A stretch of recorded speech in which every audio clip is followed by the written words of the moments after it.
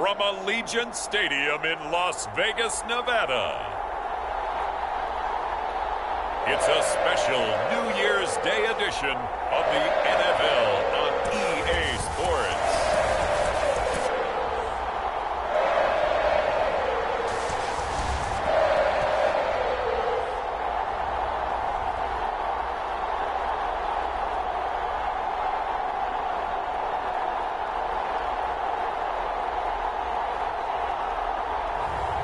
It's the Las Vegas Raiders taking on the Denver Broncos.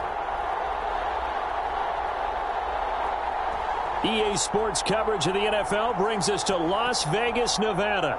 The atmosphere here, electric. No matter the venue, the home folks love their silver and black. They are fired up as their Raiders get set to face off with the Denver Broncos.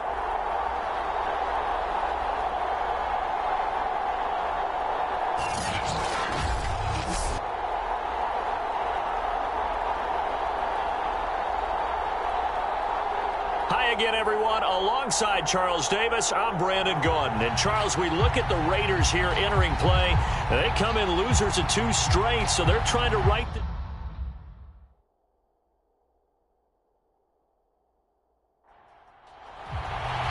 And we are underway at Allegiant Stadium.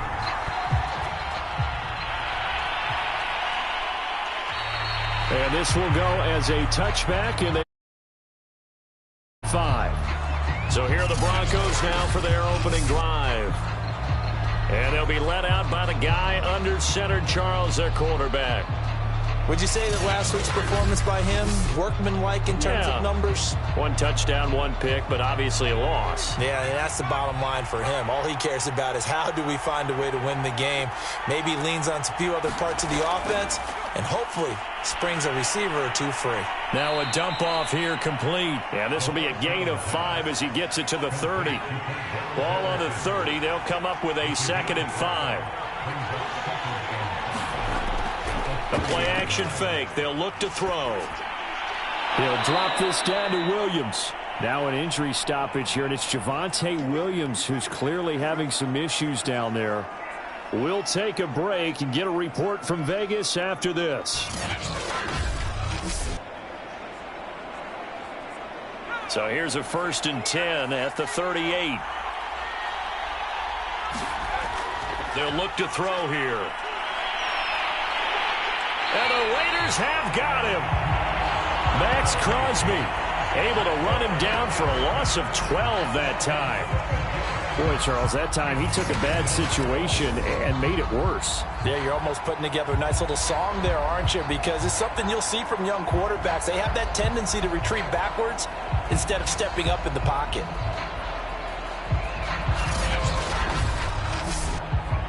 That huge loss on the sack makes this job much more difficult. It's now 2nd down and 22 yards to go. Now left side, a completion to his tight end. That catch good for 5. It's 3rd down.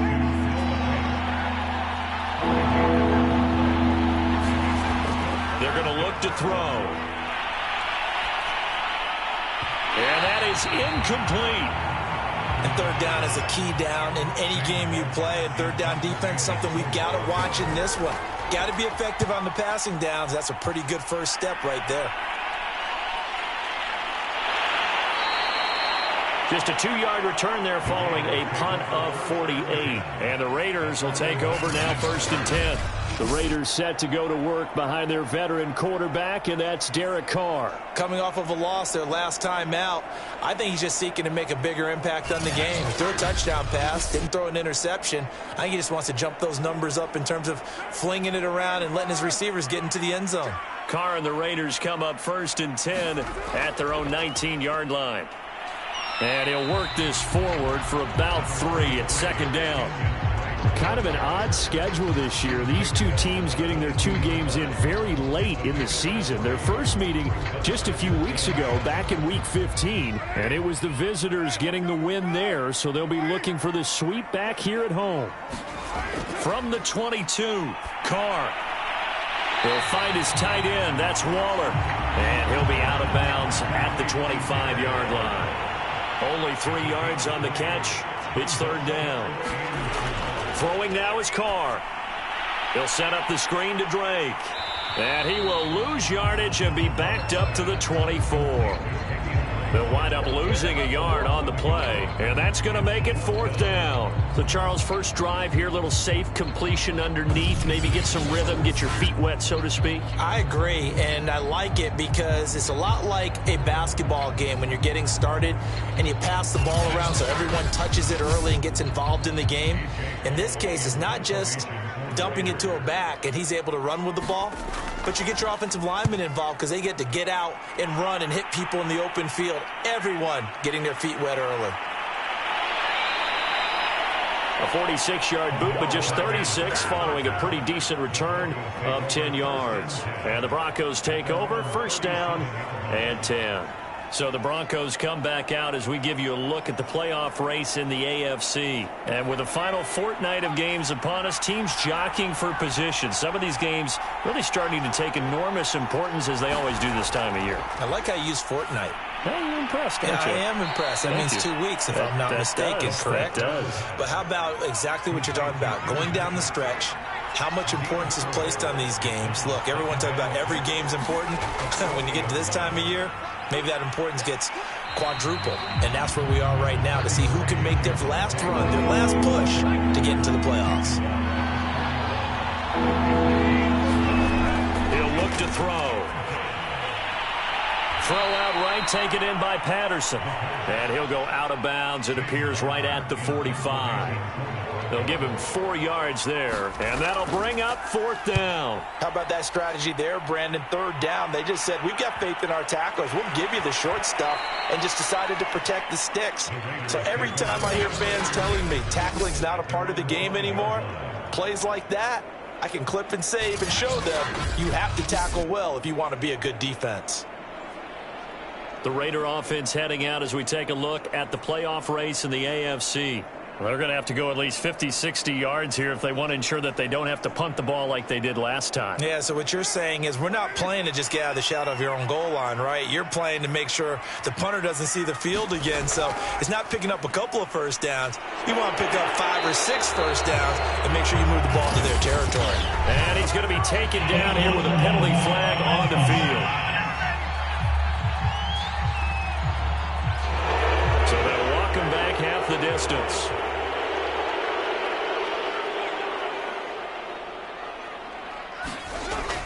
Carr, a handoff here to Drake. And he's up past the 10 to about the 12. Now after the running play, we've got a man down on the field. We'll take a break and get a report from Vegas after this.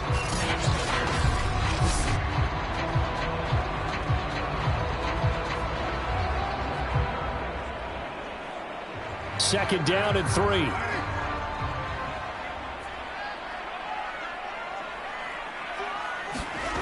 From the gun, it's Carr. Now this goes out wide for Drake. And able to get it here to about the 16-yard line. So the ball down to the 16 here for first and 10. Carr going to leave this for Drake on the draw. And he'll take this one up over the 20 to the 21-yard line. After the pickup of 5, here's second and 5. Staying on the ground, this time it's Smith. And he'll wind up losing yardage here back at the 21-yard line. A loss on that play, and now third down gets tougher. 3rd and 6. I like the strategy. Extra tight ends, extra beef. They want to run the football, but that means they probably want to run it inside. If you get strung out on the perimeter, you're in peril. Yeah, we saw the result, negative yardage.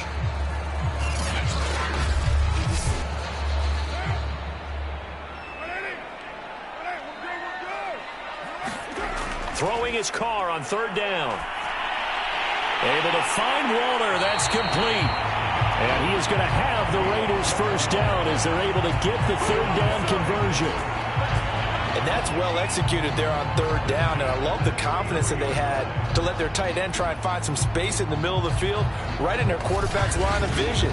And QBs love to make that easy throw, and they hooked up there for a first down.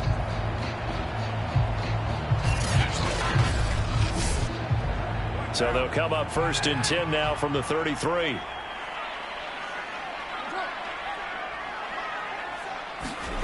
Here's Carr. Looking again for Waller, and he's got him again. 5 yards on the catch there, brings up 2nd down. I think defensively you're okay with that. Here in the first quarter, he's going to get some catches, but they rallied to him quickly. And that's what you count on, and I like what you just said. First quarter, can you do it all game long? They catch it, you tackle them, they go down on the spot. Because when you're able to do that and you don't give up. And he's taken down, trying to do a little too much, getting outside of the pocket, and it results in a sack. Draymond Jones make that now 8 sacks for him on the season. Well, nothing takes a start to have a good drive quite like a big loss on a sack, does it? Now they're looking at a 3rd and long, and suddenly the momentum shifted to the other side of the football. And old Mo is a very, very fickle man. So after the sack, Carr in Las Vegas with a 3rd and long. From the gun, Carr. Oh, the ball comes out on the hit, but they'll say it's incomplete. Every offense tells you they want to come out and start fast. That's not unusual at all. But this group, they've yet to get much rolling through their first 2 drives. It looks like they're going to have to give up the football again after this one. Here's A.J. Cole now as he'll punt it away for the 2nd time.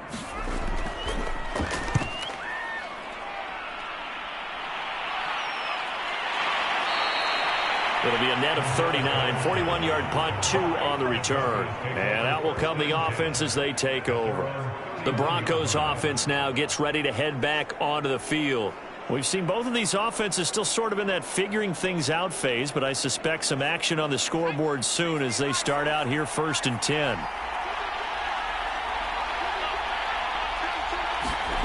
They'll try and start this drive in the air.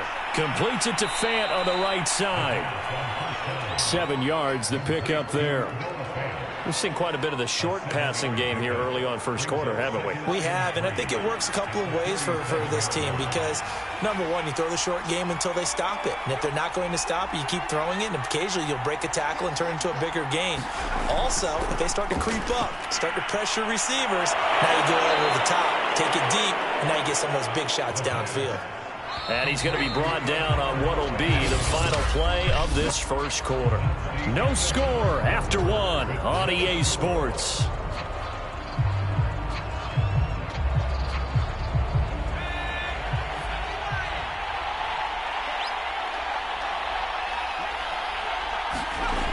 On 1st down, he'll drop to throw. That's complete to Justin Jefferson. 7 yards the pickup there. On 2nd down, it's Patterson. This offense finding its legs now. Here's another 1st and 10. Yeah, they really needed to get something going, didn't they? They had punted on the last 2 possessions. The running game starting to come to the front for them, providing a nice pickup there to keep this drive going. And he works it past the 30, almost to the 25. Now, that was a fun one to watch right there. A nice in-breaking route and plenty of room in the middle of the field. And he was able to get behind the linebackers and grab the completion for a really good pickup.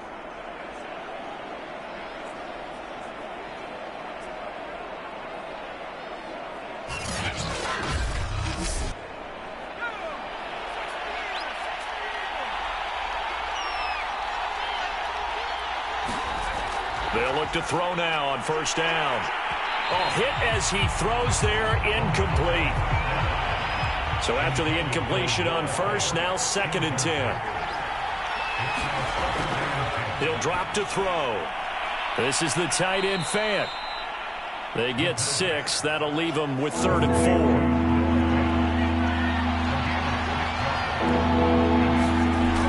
Again, he'll drop to throw. And he'll complete this one to Patterson. Shifts by at the 15. And he'll have the 1st down, getting this one to the 14-yard line. Another catch for him there on this drive, Brandon. And it looks like they're going to utilize him out of the backfield any way they can. And that time they pick up a 1st down. So now on defense, do you assign a man to him and try and cover it before he gets going?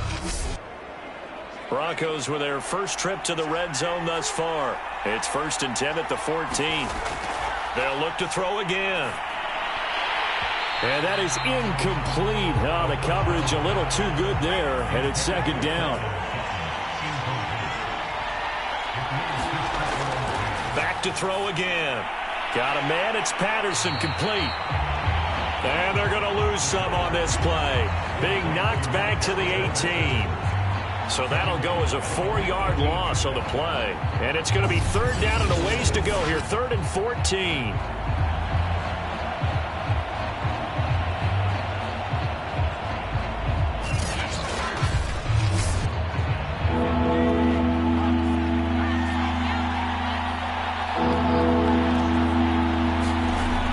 They'll stick with the passing game as he looks to throw. And this pass broken up. And the contact well-timed there, and now 4th down. That's a good job there creating the contact to force the incompletion. And now since it's 4th down, that should set up a field goal situation. And a nice sigh of relief defensively to be able to hold them to 3. Now Brandon McManus for the Bronco field goal. From the right hash, it's a 35-yard attempt. And McManus able to put it through. And the Broncos, the first to grace the scoreboard. It's 3-zip.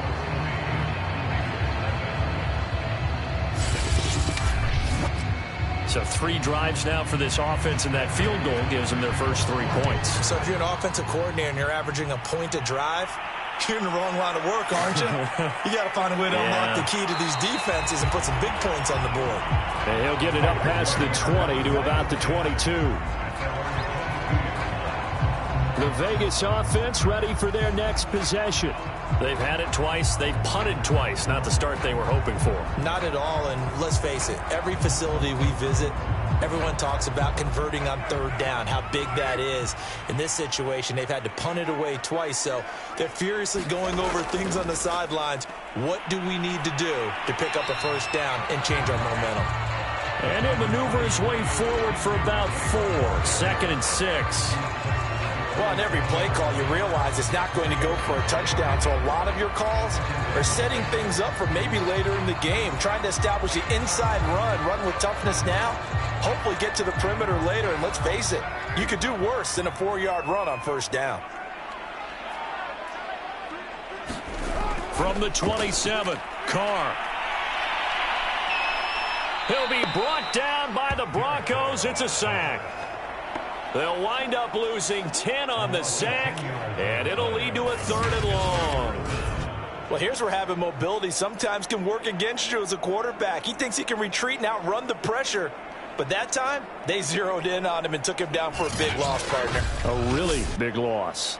So now Carr and the Raiders dealt a 3rd and long after that sack.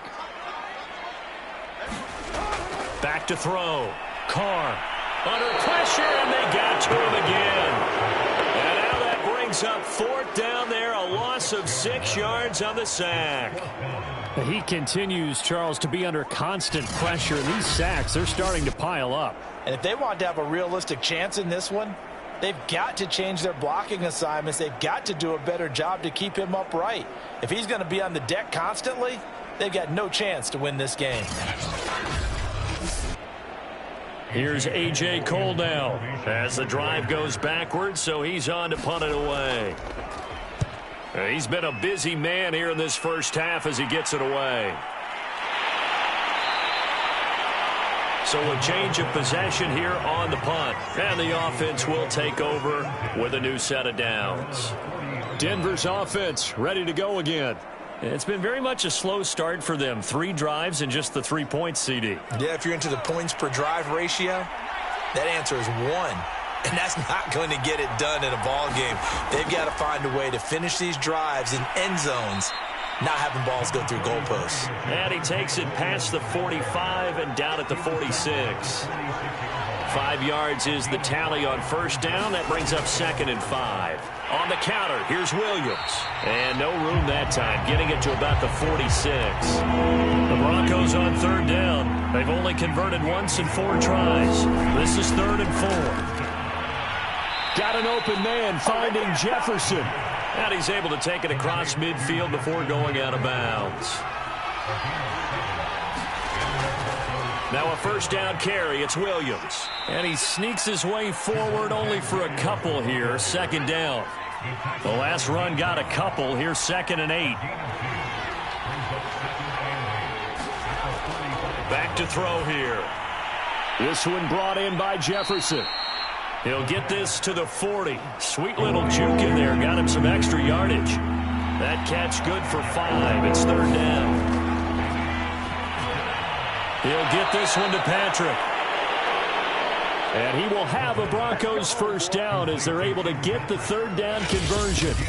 Second quarter, 2 minutes remain. 3-0 our score. Coming up at halftime, I'll go from one personality, that's you, Charles Davis, to another one in Orlando, the coach. He'll have stats and scores from around the NFL. You and Jonathan Coachman both larger than life. No doubt about it. But you're stuck with me in this booth, yes, and he's miles away and smiling. And happy. So many times in my career I've heard coaches talk about completions are one thing, but as long as we're there at the catch and we get guys on the ground, we can live with that. But if you're going to give up 10, 12, 15 yards after the catch, then your defense is going to be in a lot of trouble.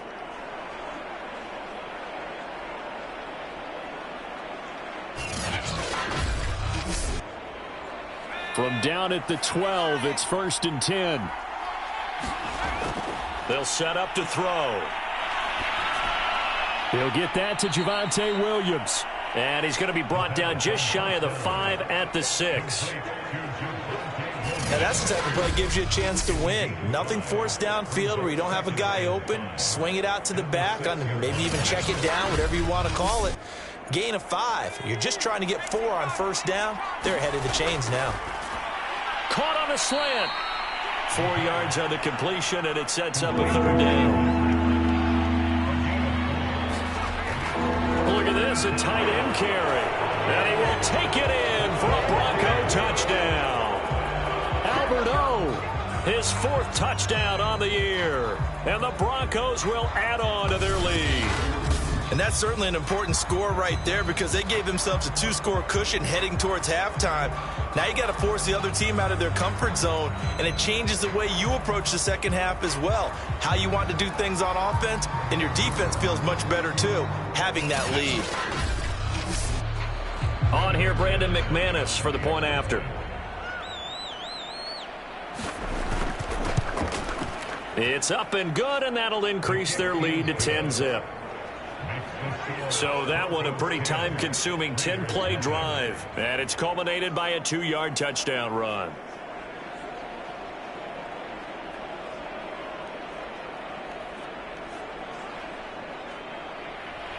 After the touchdown, here's McManus now to kick it away. Thomas. And he'll be tackled just shy of the 25.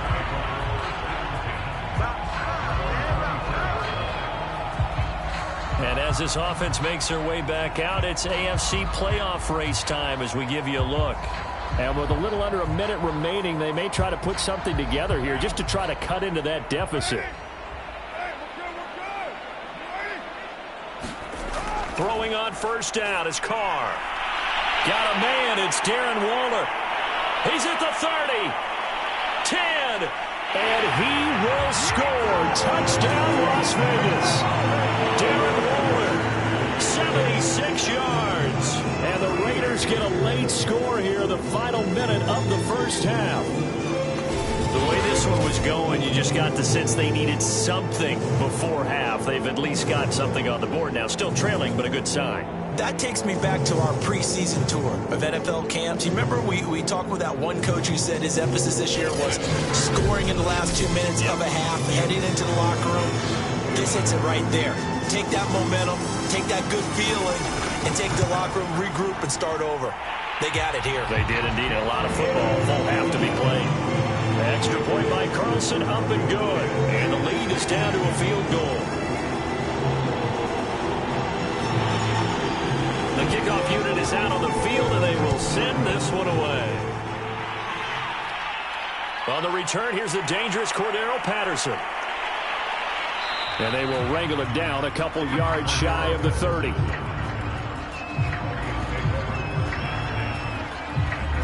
The Broncos going to go on offense now late in this first half. And leading 10-7, and they may just want to get this to the locker room.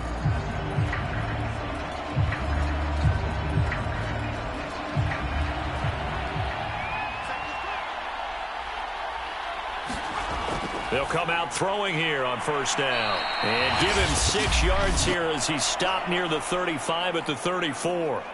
Now the Broncos are going to call the first of their timeouts, as the clock will stop with 37 seconds to play in this first half. 2nd and 4. Finding the open man, and that's Tim Patrick. Now the Broncos going to use the second of their timeouts, as the clock will stop with 33 seconds to go in the first half.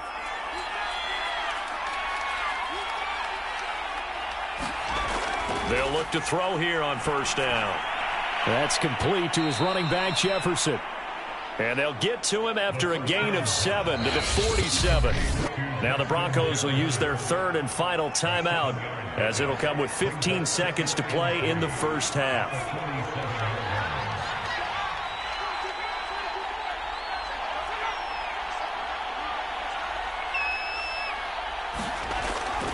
On second down now, it's Williams. And he'll take it down shy of the 45 at the 46. So we've come upon halftime here in Week 17, as we are off to Orlando now to check in with Jonathan Coachman and our EA Sports Halftime Report. Coach? All right, Brandon, thanks very much. We'll get back to you and Charles in a minute. But first, time to give the folks at home a look at what's going on around the NFL.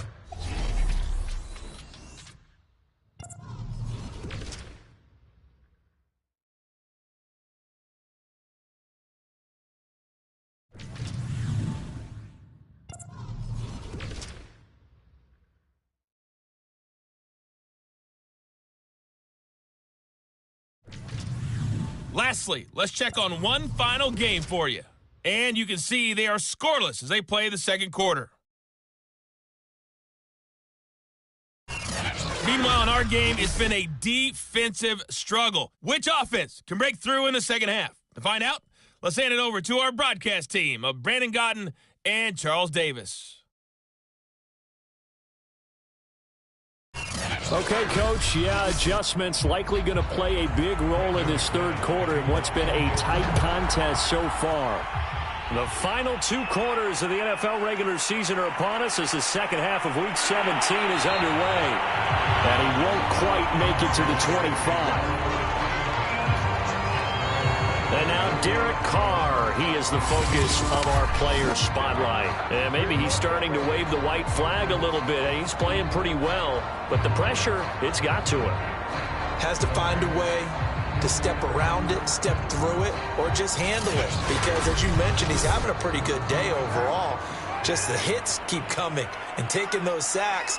That's not the way that they want to finish a ball game with their quarterback on the ground so much. He'd like to stay upright. When he's been upright, he's been pretty. And now the ball's out. Carr lost it. Fumble.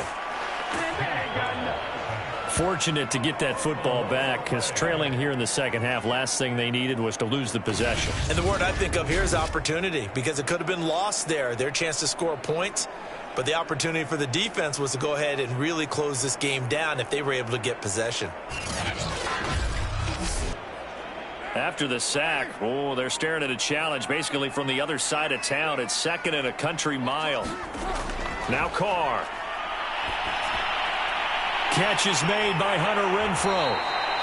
It's a pickup of 12, and that'll set up a third down. A nickel set defensively for the Broncos here on third down. Shotgun now for Carr. And that is incomplete. It appears they're going to come up empty on this first drive of the second half, still down by that slim margin. Yeah, and that's okay. You know, when you sit and analyze it, they're not happy about what happened, having to go to the bench. But this gives them a chance to let their defense do some work while they on the sidelines go over what they're doing offensively and formulate a proper plan. So possession goes over here on the punt. And possession will switch hands, 1st and 10. The Broncos onto the field, ready to start their next drive. Their defense has done the job. Now it's the offense's turn as they've got it 1st and 10. On first down, nothing opening up really on the running play. Give him maybe a yard, and it'll be 2nd down. 2nd and 9 now. He finds his man, complete. That's Patrick. A couple extra tight ends in the formation here as they line up 3rd and 2. Good throw, good catch, but I really like the route. The drag and being able to run away from defenders, hard to stick with them for that long. Yeah, better against man than zone, or?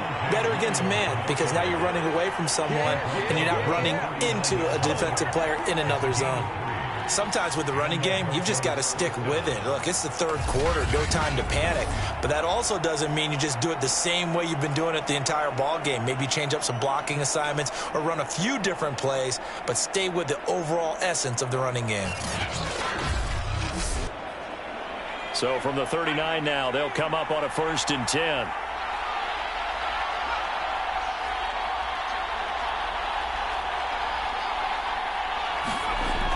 He'll look to throw. And he's going to have the hook up to Sutton. 7 yards, the pickup there.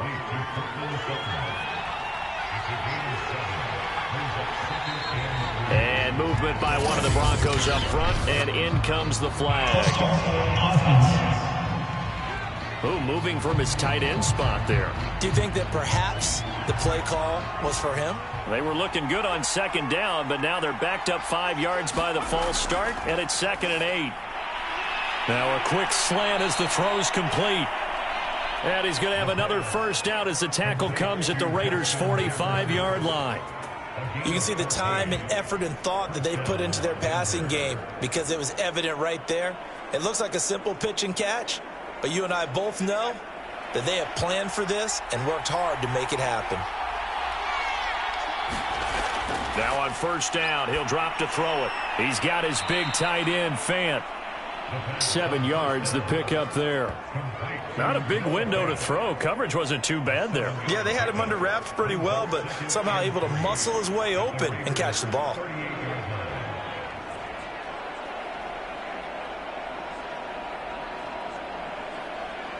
Three yards remain for 2nd down.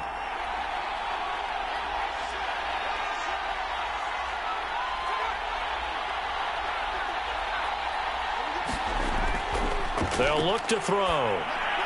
Got a man open. It's Sutton.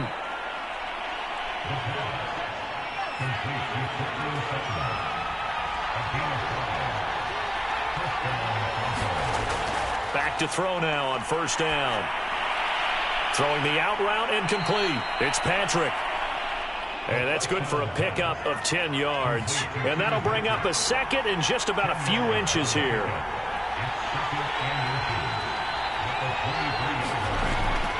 They'll hand it off now. Williams. And he'll be a couple yards shy of the red zone here at the 22-yard line.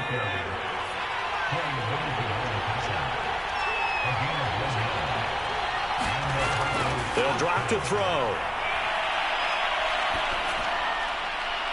Oh, he's got a man wide open, complete. Touchdown. A great effort there with his first career NFL touchdown. And the Broncos push further out in front. Circle that drive because that might be one to remember. Well executed to give them a little cushion. Well, let's take it into the boxing ring. You talk about them commanding it, keeping the fight where they wanted to, whether it was in the center of the ring or putting them on the ropes because it was jab, jab, jab. And finally, the haymaker to put that drive away. Now McManus to tack on the extra point.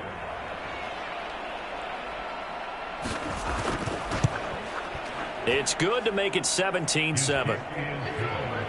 A 10-play drive that time. And it ends with a Denver touchdown.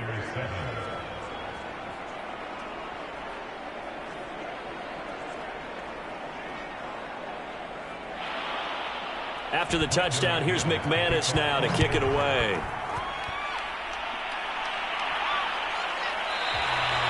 And Thomas just going to hold on to this one. It's a touchback. Here's Las Vegas ready to take the field.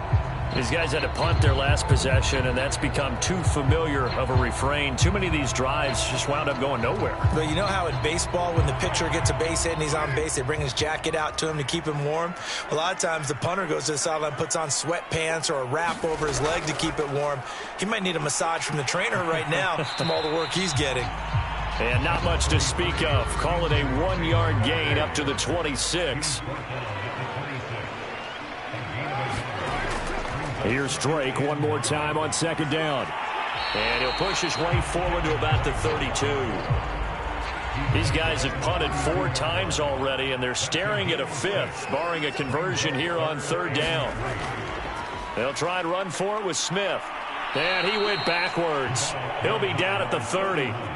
Not at all what they envisioned on third down. 3 yards in the wrong direction. This defense is just flat getting after it. They have not given up much of anything in the run game. Case in point right there.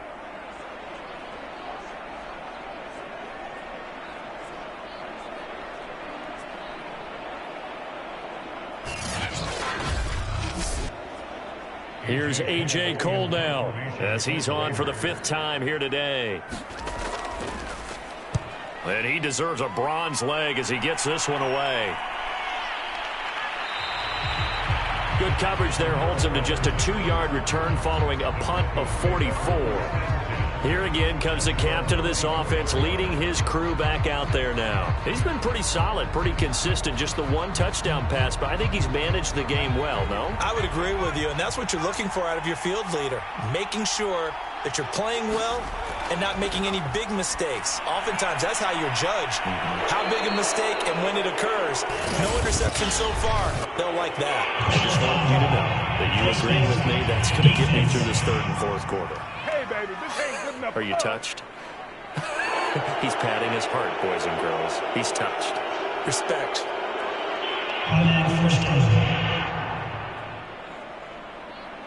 So the penalty yards marched off on the face mask. Here's 1st and 10. They're going to look to throw. Left side here, that's the tight end Fant. 3 yards the gain there, 2nd down. It's vitally important to wrap him up immediately because if you let that big guy get a head of steam up, boy, then you've got real trouble trying to get him down. But they're able to hold him to a short gain on 1st down.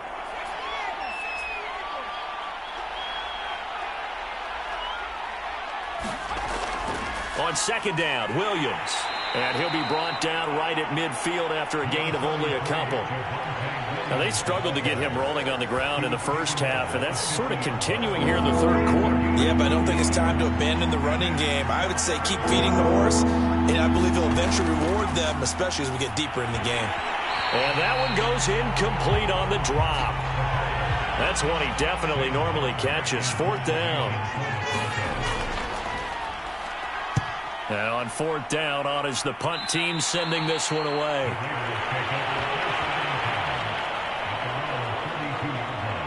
The Raiders offense coming back out onto the field. And our game's hit a little bit of a lull here, a little bit of a snag. Punts on back-to-back drives. And old school coaches don't necessarily mind that. Didn't turn it over, right? Didn't create a big play for the other team. Right now what you're looking for is can you gain an advantage in field position? And that's what both teams are seeking right now. Yeah, they'll be seeking to gain that advantage here on this drive. And he'll be brought down on what's going to turn out to be the final play of this 3rd quarter. 3 quarters in the books. We'll return with more after this. You're watching the NFL on EA Sports. Only needing 2 yards on 2nd down. Now Carr. Got his man complete over the middle. It's Edwards.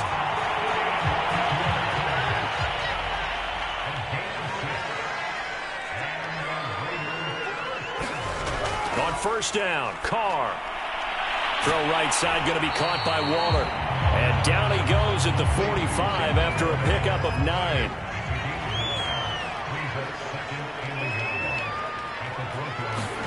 Throwing again on 2nd down. Carr will find his tight end. That's Waller.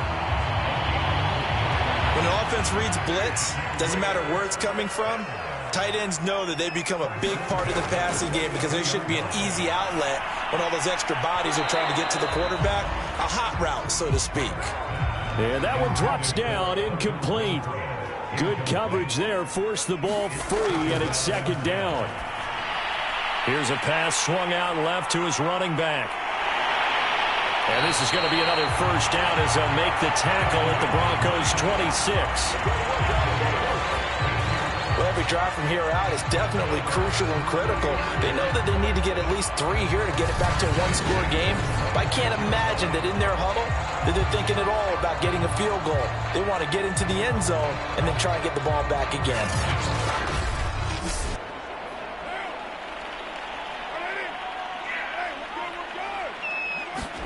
Carr to throw again. Out to the left. That's where the tight end Moreau is. 2nd and 7.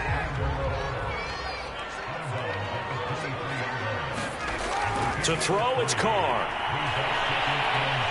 Staying on his feet, but he can't get away forever, and down he goes.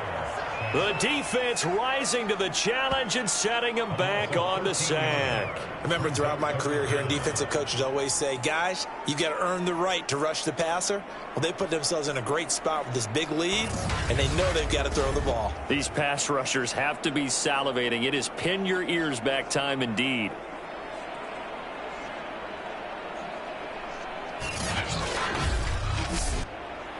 Carr and the Raiders following the sack, looking up at a 3rd and long.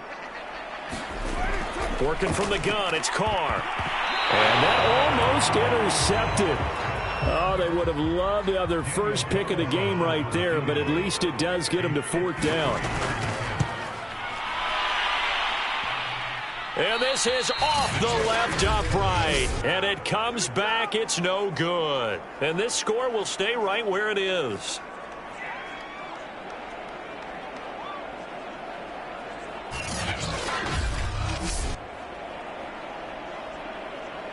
Here's the Denver offense now as they get set to take over here. Now, there are 2 scores on the plus side. Still time here in this 4th quarter, but maybe you start thinking about playing keep away? Yeah, I think here's the situation. You're not thinking touchdowns anymore. You're just thinking first downs. To keep up with your theme there, playing keep away, first downs, they can't touch the ball. 7 yards, the pickup there. Another nice pickup through the air, and I think a lot of people might expect them to run the ball in this situation, Brandon, but with this lead, they're electing to throw the football. Swings, slants, quick outs, things that they consider safe. From the midfield stripe, they'll look to throw. Going right back to Fant. Well, that should be a reminder defensively, and I think it's a reminder to myself because you just can't sell out to stop the run. There's still enough time that this offense can move the football through the air, even on 1st and 2nd downs, and they obviously picked the right spot to throw the ball there. The throw over the middle taken in. Now after the completion, we're going to get a timeout, an injured player. We'll take a break and get a report from Vegas after this.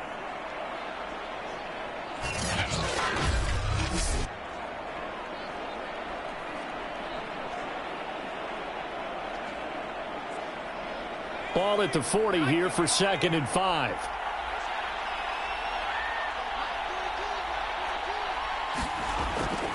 They'll set up a throw. That's complete. Okuegbunam. And he's going to get it down to the 33-yard line here. That was a route run not just with dexterity, but with intelligence. Found the hole in the zone, made sure the quarterback saw him, and was able to make the sure catch and flip the down marker back to 1.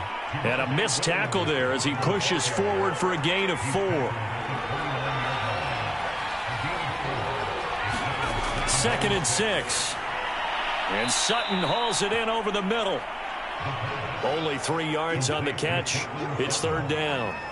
Well, there wasn't much there with that hitch route. They didn't gain what they expected. But sometimes when you call a hitch, you really don't have an alternate to go to. You don't have a second route to throw it to. So sometimes you have to rifle in there and hope for the best. On 3rd and short, they'll try and pick it up through the air. Throw out right, taken in by Patterson. And he gets this down to the 18, good enough for a first down. Now it looks like we've got a Raider here, slow to get up. We'll take a break and get a report from Vegas after this.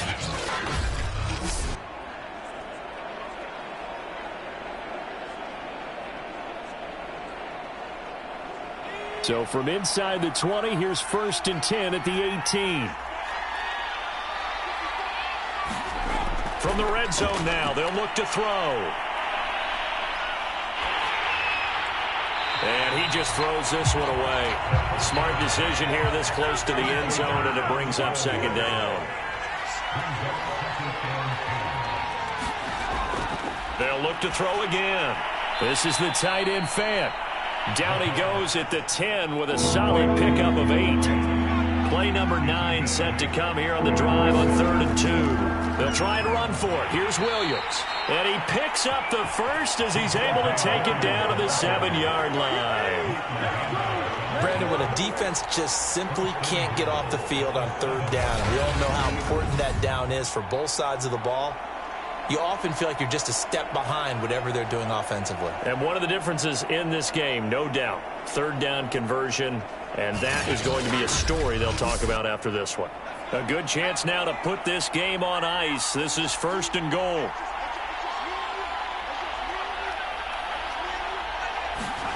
Now back to throw. Oh, there's that man again. It's complete. That'll bring up 2nd and goal after the gain of 5. 2 minutes left to play in this football game here on EA Sports. So it's Bronco football as we get you reset here. They've got a 2nd and goal now as they look to add a few more points here onto their total. And I think they stopped him again. They did at the 1-yard line. And now we'll see a timeout used on defense as they stop it right out of the break with 1:57 to go in the ballgame. They'll run it with Williams. And this is going to depend on the spot, but I believe he might be a few inches short. And whistles, and we're going to have another stoppage of play as they call the timeout on defense with 1:53 left.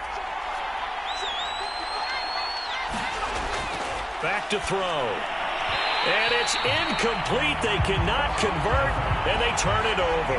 They're turned away on 4th and goal. And the Raiders hang tough down near the goal line. So a tough pill to swallow there. A would-be touchdown pass in and out of his hands on 4th. Sometimes it just comes down to execution, doesn't it? Because we're always questioning, should they go for it, should they not? Is it the right play call, is it not? In this situation, everything was right except for the finish. Yeah. In trouble, and the ball's out. It's in the end zone loose. And this will be scooped up in the end zone. A defender gets there, and it's a touchdown. The offense, they've had some sloppy moments. Sloppy there again on that one, and it could be the backbreaker. From a defensive perspective, if the offense is going to be sloppy, you've got to take advantage of that. And that's what they've done all game long.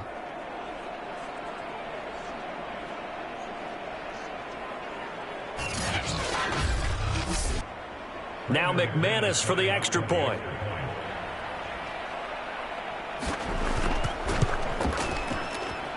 And that'll make this a 3-score game as the lead moves to 17. So not only the cough up, but then the pickup on the other side, the scoop, and the score the other way, the fumble return for a touchdown. And you can bet they're preaching 2 hands on the ball here as the kicks away following that fumble return. Thomas. And a decent return out to the 27-yard line.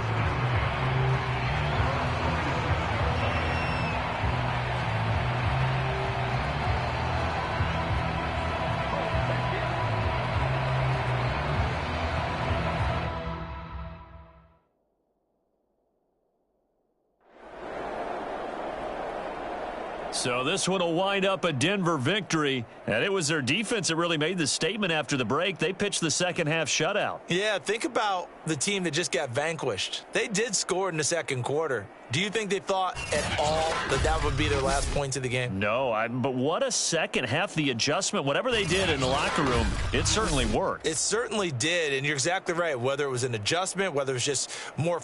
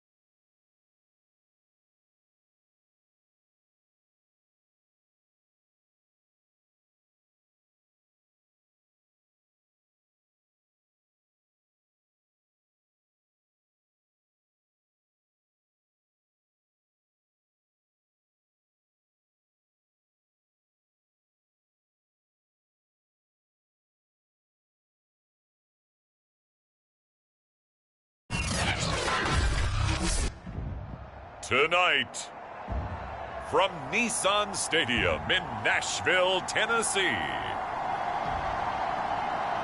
it's a special prime time edition of the NFL on EA Sports. We welcome all of you.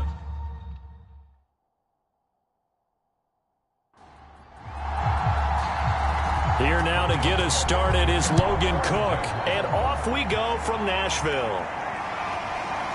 Joe Reed going to return it from his end zone. And he'll be stopped right around where he would have been had he gone down to a knee, maybe a yard shy of there at the 24.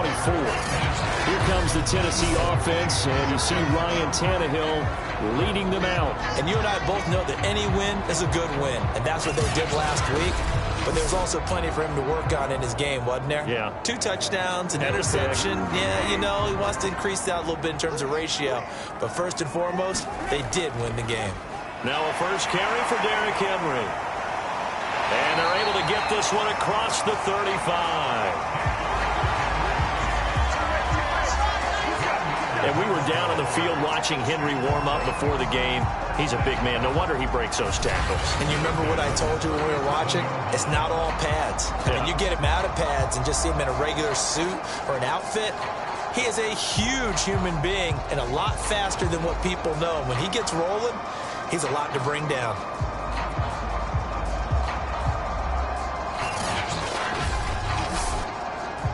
Line of scrimmage, the 37 on 1st and 10. And now some motion before the snap. And this will be our first penalty of the night's proceedings. And that'll set them back 5.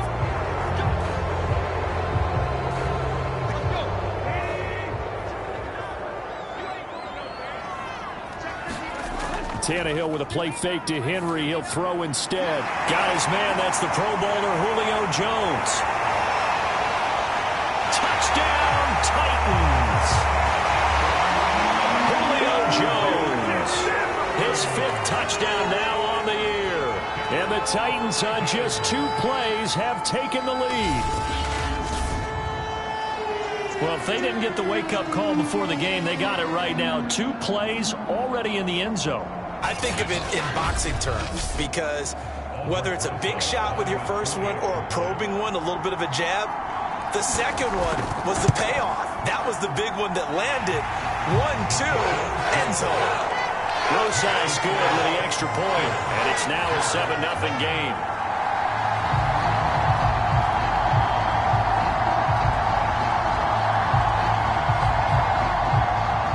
The kickoff team on the field now as they will send this one away. Taken at the goal line. And beyond the 20, but not by much. In fact, just a yard pass there to the 21. Now on the return here, we've got an injured player down there. Well, he gets attended to. He'll step aside.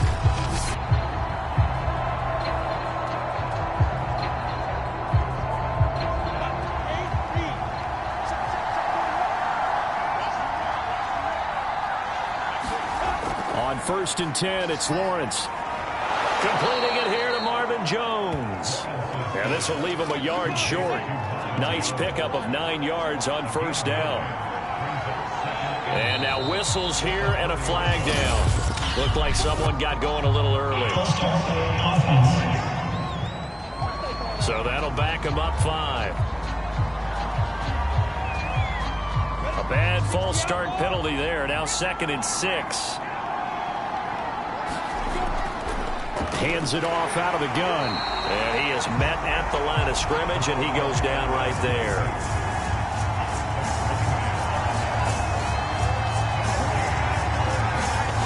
On 3rd down, Lawrence. Caught on the right side by Jones. And he is going to have a Jags 1st down as they're able to get the 3rd down conversion. I know at the end of games, coaches always tell us that no one play won or lost a game. But this seems pretty important early, doesn't it? Their ability to pick up that first down on third down, I thought that was key. Well, you're already in the hole after the touchdown on the other side. How will you respond? We talk about that a lot, and they responded pretty well there. You go 3 and out, I think you give up a lot of momentum. You get down 2 scores, could be an entirely different game. So they've got a nice drive going now. They're in good shape. What's interesting to me is they're also in that spot of the field where you would take a shot. Do you change that up just because you're down a touchdown? 3 yards on that last carry. Here's 2nd and 7. And they'll run it. This is James Robinson. And he'll go down right around the 47 this time.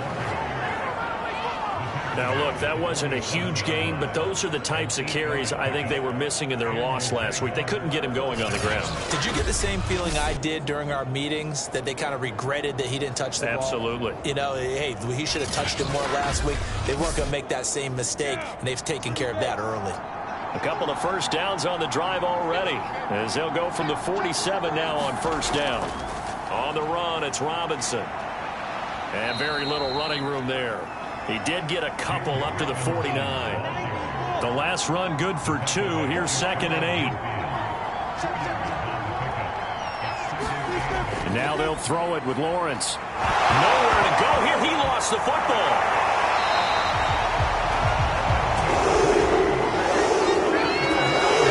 Points 1, 2, and 3 in their defensive game plan was to get to the quarterback and knock the ball free. They did it there. Luckily, offense hangs on to it.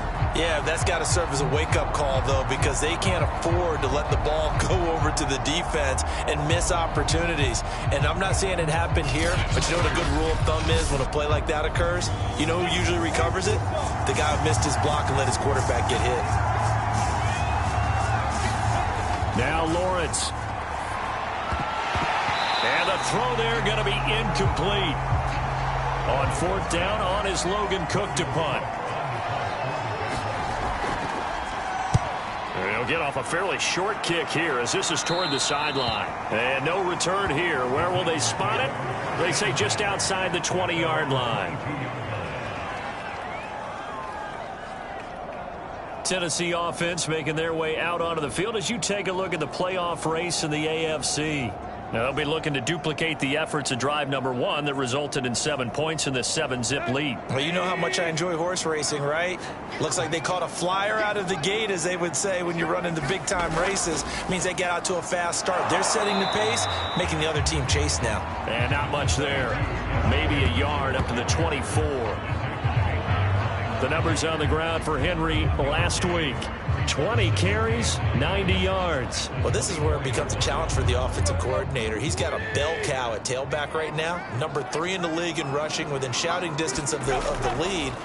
But at the same time, if the passing game is open, he's got to take advantage. Jaguar pressure and a Jaguar sack.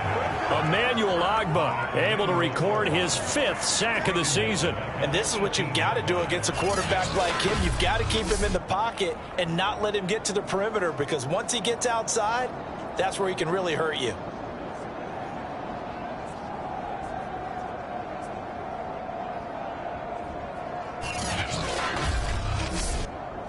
So 3rd and long after the sack. Tough task for Tannehill and the Titans. They'll set up to throw. That one complete to Joe Reed. And he will have a Titans first down as they're able to get the 3rd down conversion. Press coverage on the outside, and for defenders, that's the ultimate risk reward. If you take the risk, can you reward yourself by keeping them on the line of scrimmage? But no, not on that one. Got the step on them. Now it's just a matter of laying the ball out there for him to go get it.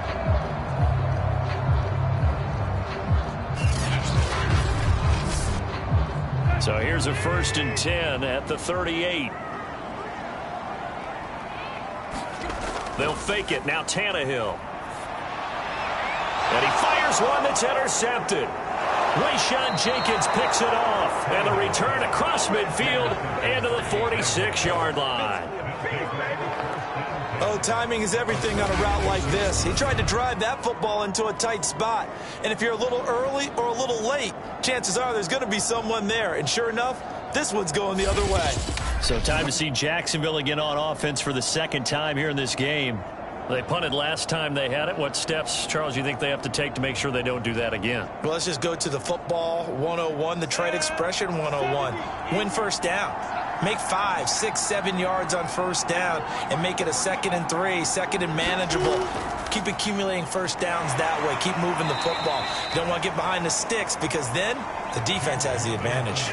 Call it a gain of 4 on first, and that'll make it 2nd down. Defensively here, you're facing a top 5 team in terms of points scored in the NFL. So when they're that high powered, you've got to find a way to hold them under 20 because to me, that's the magic number. 20-point score gives yourself you give yourself your best chance to win. So if they're up around 24, 28, 30, they could be in some trouble. I think so because then you turn it into a shootout, and that means your offense has to keep pace.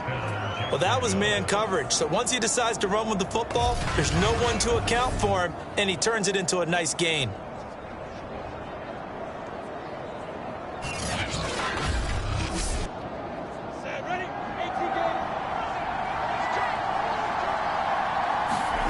On first down, Lawrence. He'll find Williams on the slant. And he's tackled a yard short of the marker. Good gain of 9 on first down. For Williams, there are the numbers from a week ago. 7 catches, 59 yards, and a touchdown. Look, I know everybody wants to be number 1 in everything they do, but he's number 2 in the league in receiving yards. That's a strong number, a strong year, and they want that to continue. To throw again on 2nd down, Lawrence. And that one off the mark behind him, incomplete. On 3rd down, Robinson. And he's able to pick up the first down before he's tackled right at the 10. Brandon, what were they thinking on defense there? It looked like they were playing for the pass. That was 3rd and short. Yeah, it was an easy pickup because they handed it to him. That was way too easy. Just looked like absolute confusion defensively. Not sure why they were in that set. Yeah, I'd say you ought to have a few men in the box there.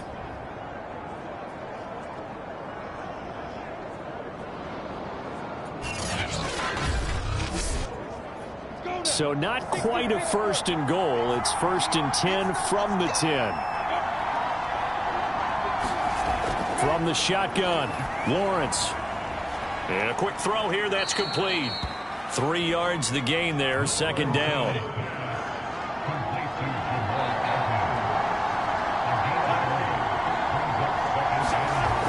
Lawrence will throw. And that is caught. Touchdown, Jacksonville. Rob Gronkowski, his first touchdown on the year. And the Jaguars are within an extra point of tying this one up. And he is a reliable target. They like to get him involved. They got him involved there for the score. And they should. He's a very good player. Remember, they can use him in certain positions, so many different spots, and he usually comes through for them. Now the extra point try forthcoming.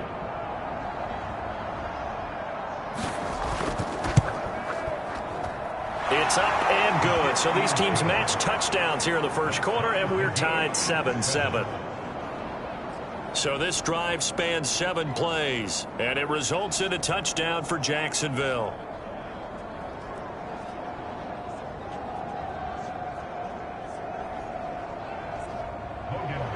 So all even at 7 now as they kick it away.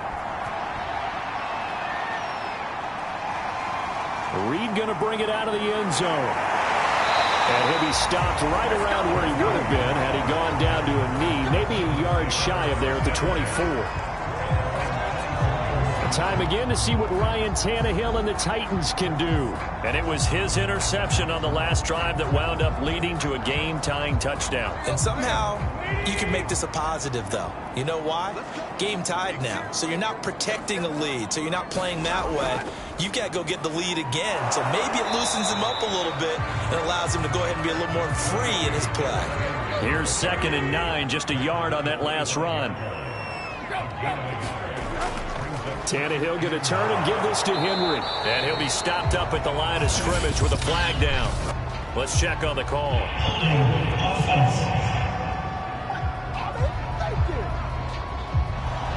So that time they get the tight end on the hold.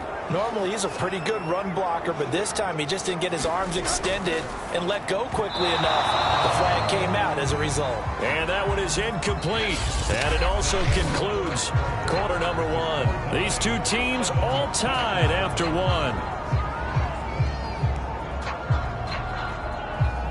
An incomplete pass on that last play, and that means they'll need to come up with something here on third down. From the gun, here's Tannehill. And this complete to Henry over the middle. And he'll get it up here this time to the 21.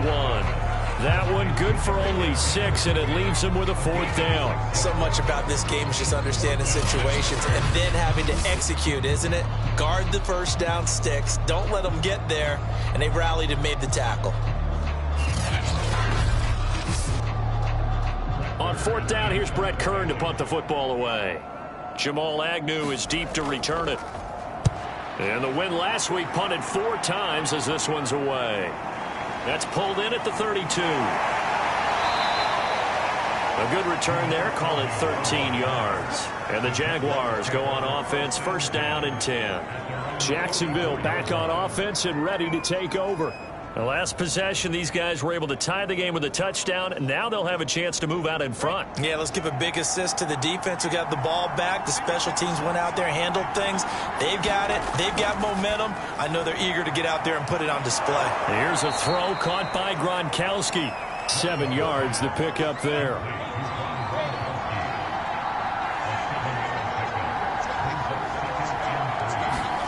Looking to throw again on second down.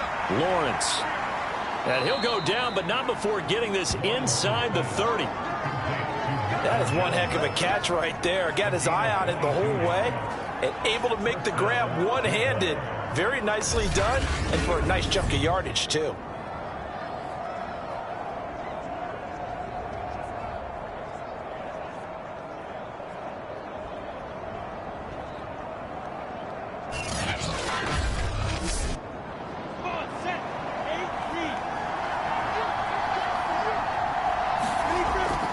They'll run on first down. Robinson. And he can only manage to get a couple. 2nd and 8 coming up. From the 25 on second down. Lawrence. And this throw incomplete. And the defender all over him that time, and it's going to lead to third down. Looking to throw, Lawrence. Now he'll dump it underneath to his running back, complete. And he will get him down a couple yards shy of the first down marker. A nice tackle coming up from his free safety spot. So much about offense is what you call hidden yardage. You know, you throw the ball to someone, they catch it, and then they can make a big play. You know, they create a play, run after catch. They did a really nice job there of limiting that and keeping him from a first down. Yeah, stopped him in his tracks. Now a field goal try coming up here for the Jags. That's just a 35-yard attempt from the left hash. And his kick is indeed good. And they take the lead here now at 10-7.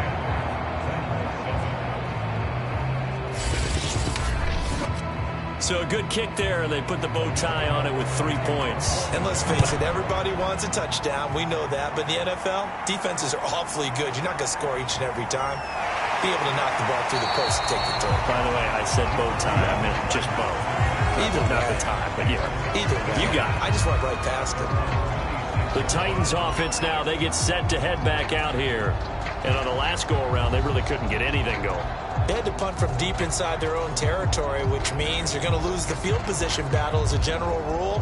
What they're looking for now is a little more consistency, move the ball at least a few times on offense, get a couple of first downs, and hopefully flip the field. Yeah, just something to build off of. That's what they're looking for here. First down and much more for Henry. 30, 10, 5, touchdown, Titans. Derrick Henry with a lucky number 13 touchdowns now on the year. And the Titans are going to retake the lead. They blitzed defensively there, but he was able to slip through that first layer, and then he was gone. I think they won the leverage game, didn't they? Yes. Right? They saw the blitz coming. That got to him a little bit, but they leveraged it perfectly and found not just a crease, a gigantic hole. And off he goes, and he's still going all the way to the end zone. Rosas now to add the PAT.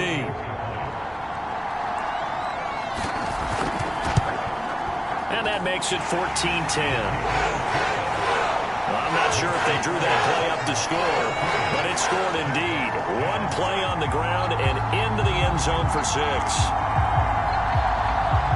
Set now to kick this one away, and off it goes. And they'll bring it out to the 25 as Agnew elects for the touchback. The Jags offense now gets set and heads back onto the field. And last time able to get 3. It's not what they wanted. They wanted 6, but they got at least something. They mustered something out of the drive. They'll take it. I like the way you've described it. Not ideal, but they'll take it. Anything to put some points on the board. But this time on offense, they don't even want to see the field goal kicker trot on the field. They want that ball in the end zone. Yeah, they'll be going for 6. And he's going to be dropped following a pickup of 7 past the 30 to the 32. Now, that was not a bad scramble there on first down. He didn't force it, nor did he throw it away. He was able to take off, and now he made it a very manageable 2nd and short. They'll operate from the 32-yard line here, 2nd and 3.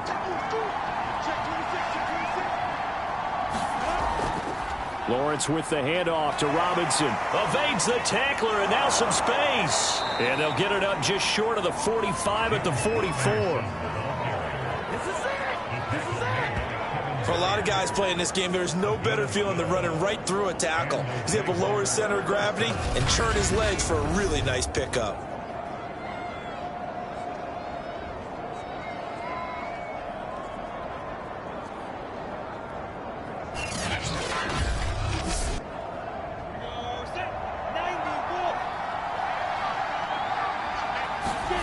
Now Lawrence on first down. Firing quickly here, and that's complete. It'll be a gain of 5, and it'll bring up a 2nd down. Out of the gun, it's Lawrence. Quick hitter here, it's complete. These two teams, they met earlier in the year in Jacksonville with the Jags coming out on top. So a win here in Nashville would give them the season series. They go play action with Lawrence. And he's going to get this inside the 30. Man, defensively, that hurts. They got him out of his rhythm. They had him hemmed in, but somehow he was able to tuck it away and get away for a gain.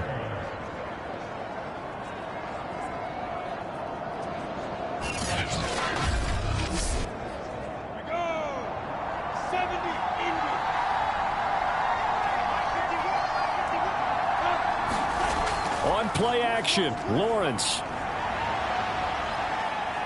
And he's going to lose a yard or 2. Taken down behind the line.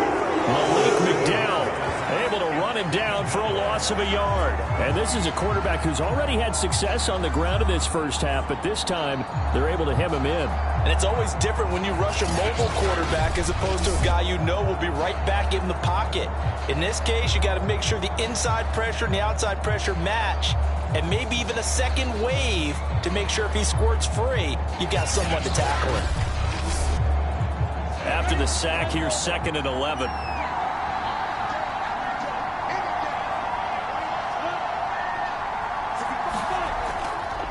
They'll run here with Robinson. 5 yards on the carry there, and it leaves him with 3rd and about 6 yards to go.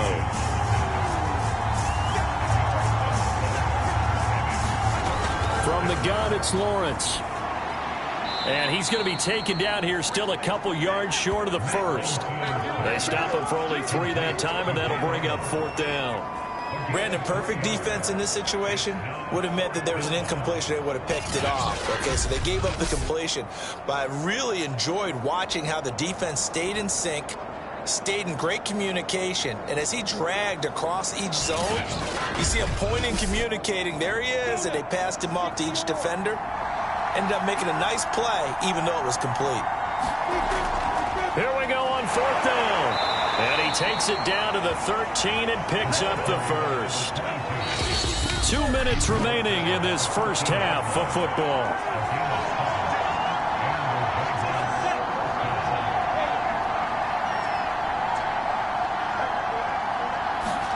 And they'll throw on 1st down with Lawrence. Rolling to his left. And he can't get rid of it. He's taken down. Bud Dupree, his 2nd sack of the night. These sacks now, they're starting to pile up, Charles. And that front 7 defensively, they've had their way with this offensive line. And I think at this stage, we have to start thinking about different play calls. We've got to start helping this quarterback out because the entire game he's been under siege. I don't care what the down and distance. They've got to get the ball out of his hands a lot quicker. Sacks, a growing theme in this first half. This is 2nd and long. Another try after the 1st down sack. Lawrence. 8 yards on the completion, but now they face 3rd down. Lawrence. And a quick throw here, that's complete. And he'll be tackled right on the 10, well short of the 1st down. Now after the completion, we're going to get a timeout, an injured player. We'll check on his status when we get back.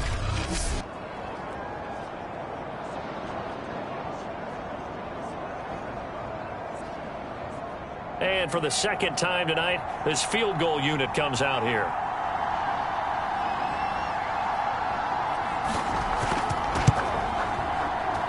And his kick is good. And the lead is down to 1 now at 14-13.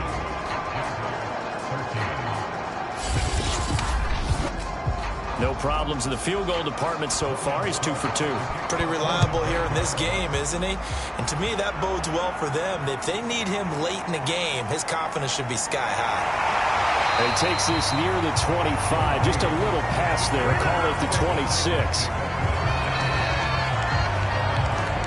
The Titans now just about ready to take over. And coming off a one-play drive that was so deflating for the defense, what's their mentality? How do they rally here and stop this offense? Well, hopefully there's some determination that sets in because they weren't ready to go on the last one.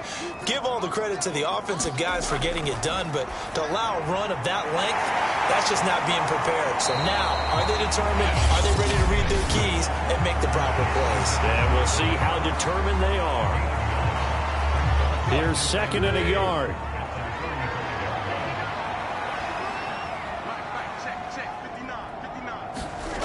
Out of the gun, Tannehill. Oh, he'll want that one back. Incomplete. He doesn't drop too many in that department. 3rd down. Tannehill going to throw on 3rd and 1. And he'll get this underneath to Henry. And able to get this one across the 45 before he's brought down. Now Tennessee going to use the 2nd of their timeouts as they get the stoppage with a little over 50 seconds to go in the first half. To the air again, Tannehill. This will go to Henry out wide. That catch good for only a couple.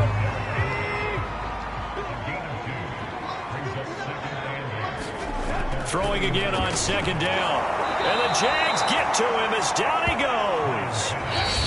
Now the Titans will use their 3rd and final timeout as the clock will stop with 21 seconds to go here in the first half. So 3rd and long after the sack. Tough task for Tannehill and the Titans. A give to Henry. And they'll bring him down right at midfield, and he is well short of the 1st down. Give him 8 yards on the carry, and that's going to bring up 4th down.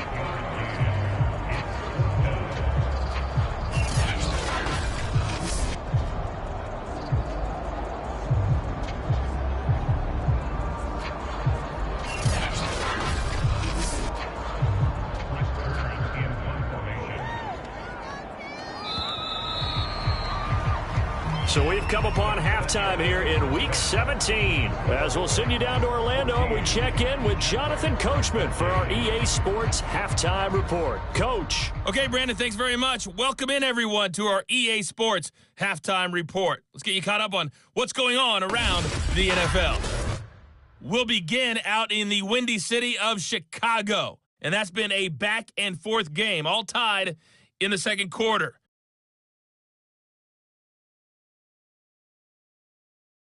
From there, let's head off and check out a second game. And you can see they are scoreless as they play the second quarter.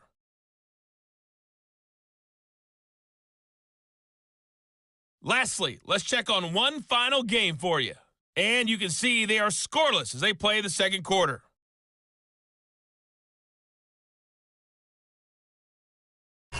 In our game has been Ryan Tannehill, who's had the hot hand in the first half. His guys have the lead as we'll hand it back over to our commentators, Brandon Godden and Charles Davis.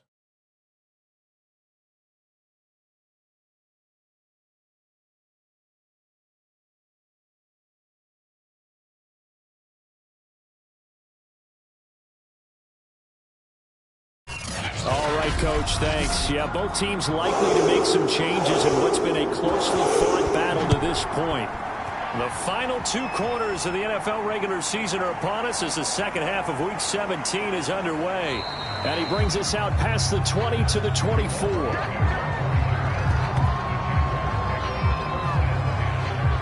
James Robinson and the rest of the Jags offense set to go to work once more. And he's closing in on that number that all running backs circled beginning of the year, the number 1,000.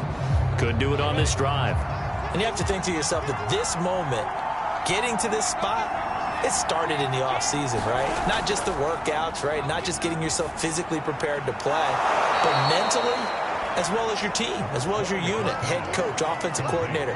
We run the football. We give you opportunities. He's taking advantage of it. And when you get this close to the mark, you just hope things don't tighten up, right? You probably want to get there and get it in your rearview mirror. You really do, don't you? Because now it becomes predominant, and you wonder about play calling as well.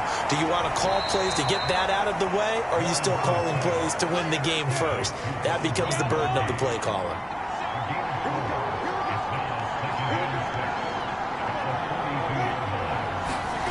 Snap to Lawrence as he taps this forward. And they're well past midfield, just a yard or two shy of the 40. 16 yards that time on the pickup for the Jags and a first down.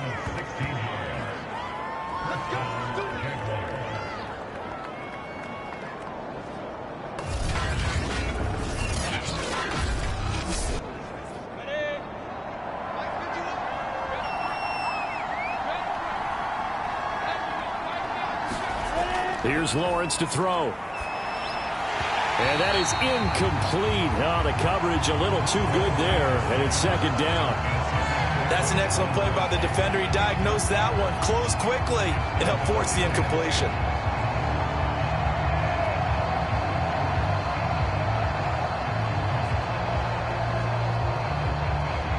An incomplete pass on first down. That leads to a 2nd and 10. Lawrence going to throw again. And looking again for Gronkowski. He's got him this time. From the 32 now. Here's 1st and 10.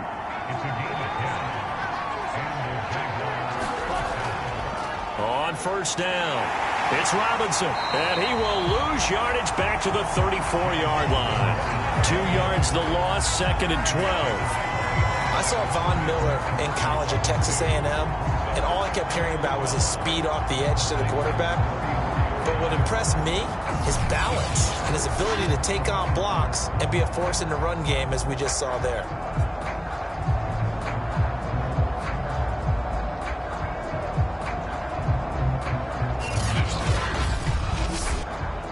A rare misstep on that last play because the drive has been strong, but now it's 2nd and 12.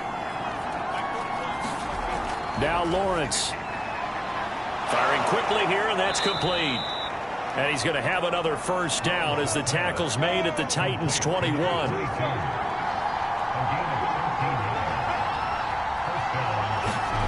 Here's Lawrence. That is caught at the 7. And brought down, but not before they get it inside the 10 to the 7.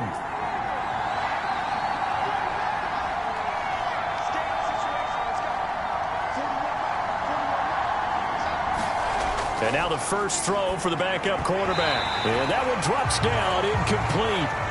Good coverage there, forced the ball free, and it's 2nd down.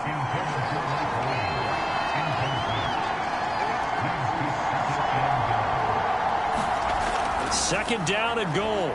Beathard. And down he goes. Pressure gets him back at the 14.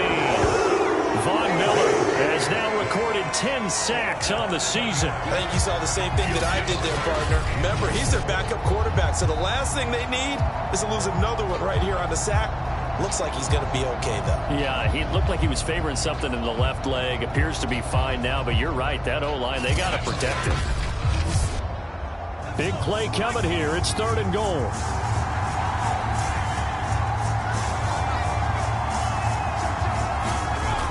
Here's Beathard to throw. Oh, now it's stripped. He loses the football.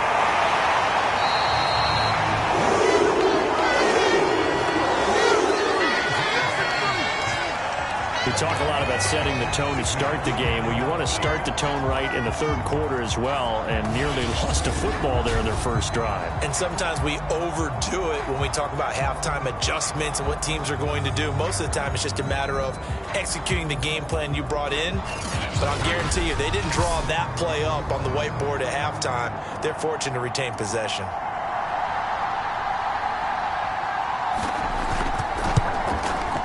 And his kick is right there. It's good. And with that, the lead changes hands here in this 3rd quarter.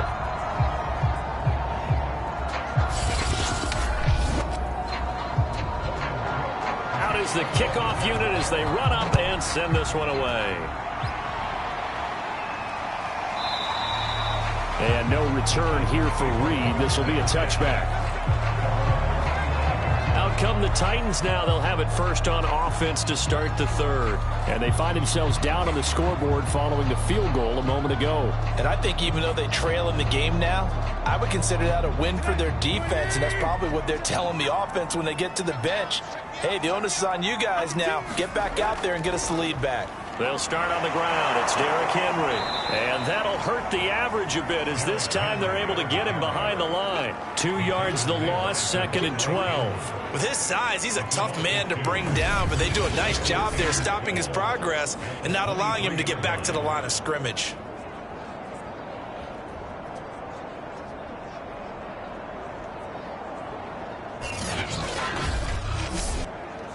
So the opening play of the drive goes backwards. Now they'll come up on 2nd and 12. They'll run it again with Henry. It's a gain of maybe 3, but it's going to leave them with still about 8 or 9 to go on 3rd down. Back to throw, Tannehill. It's a short one here, complete to the tight end. And he will get him down a couple yards shy of the first down marker. A nice tackle coming up from his free safety spot. Well, the coverage was tight that time. They allowed the pass underneath to him, but they rallied to him pretty fast, too. Converged on him and got him down. That'll bring up 4th down.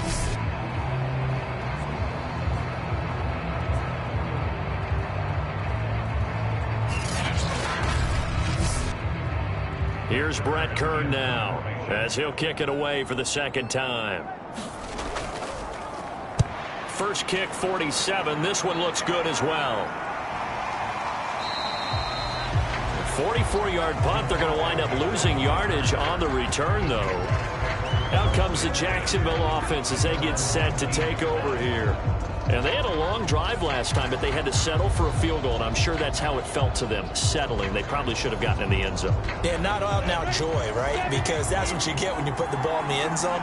But there are benefits to that type of a long drive. Your defense gets a chance to take a break, adjust a little bit, maybe get themselves ready to get back out on the field and play a little bit better. So they'll take the benefit even though they wanted the 6 points. Yeah, maybe wore down the other defense. We'll see.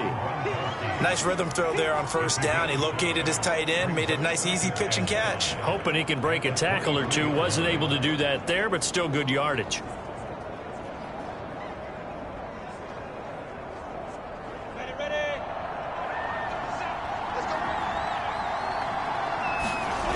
To throw again on 2nd down.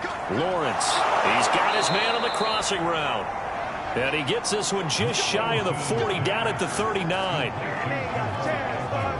Never make the mistake that the slot receivers, especially the little guys like we're watching here, are just quicker than fast. A lot of them combine quickness and speed, and they catch a lot of footballs, as we just saw there.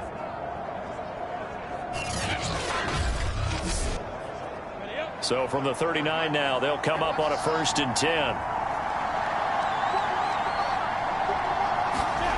Now Lawrence to throw. He's got it to Williams. This will be stopped about 2 yards shy of the marker. 8-yard gain, 2nd and 2.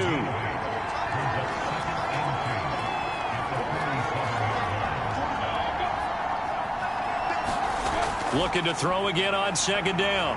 Lawrence escaping the pressure right.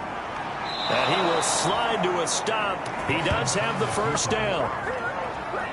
Partner, he was going through his progressions. Not there, not there. After about the 3rd one, he decided he better pull it down and run for it. And he slides down and avoids the hit for good measure.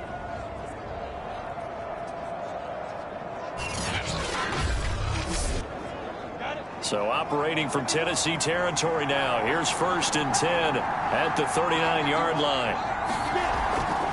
They run. Robinson. 43 yards rushing for him now in the ball game. A good run, got 7 on 1st. Here's 2nd and 3. Looking to throw. Lawrence eluding the pressure right. And he will slide to a stop. He does have the 1st down. Well, he's proven real effective running the football. No one open, don't force it. Just get what you can, and that's what he's done very well in this game. Throwing now, Lawrence on 1st down. It's Williams on the catch. And inside the 20 before he's brought down.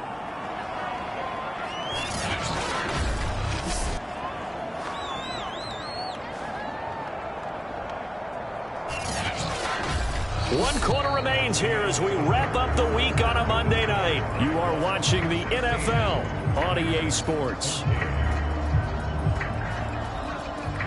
So from inside the 20, here's 1st and 10 at the 18. Inside the red zone here, they'll look to throw. He's going to drop this underneath for Robinson. And he's brought down just outside of the 10 at the 11. They'll wind up getting 7 on the play, and it'll be a 2nd down. Operating from the gun, Lawrence. And he will slide to a stop. He does have the 1st down. Offensively, they liked their situation, so they tried to take a shot downfield, but no one was open. So it was tuck it in run time, and he picks up a 1st down. So 1st and goal, 6 points here would go a long way toward wrapping this one up. Back to throw. Lawrence. He'll buy some time right. And he's going to go down just outside of the 5, right around the 6-yard line. Von Miller racking up sack number 12 for him on the year. I think you'd have to say defensively, these guys are doing their job pretty well, right? Yeah, we talked about them holding them under 20 points, right, on defense. And they've done that. They've held them. The problem is their own offense hasn't answered their challenge, which was to score more. Yeah, exactly. I remember you saying magic number was right around 20, and the offense has been the issue. You're right. On 2nd and goal, Lawrence. Pass incomplete, but the flag in the backfield, and this might be a roughing call.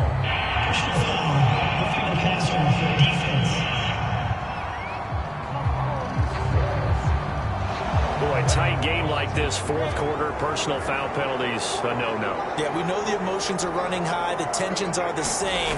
Who can control them best could ultimately win it. And they will stop him after a fairly minimal pickup. He'll get 2 out of that run, and it's going to bring up a 2nd and goal. Now whistles here, and I believe one of the Jaguar linemen might have moved. The crowd's not doing that O-line any favors. Home field advantage is really kicking in, making it very difficult for them to hear the snap count.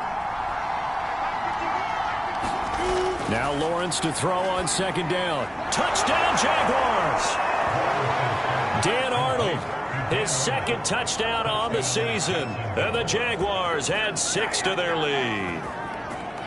So a heck of a drive right there with the game potentially hanging in the balance. A very good drive, and now conversion to make it a 2-score game and a solid lead.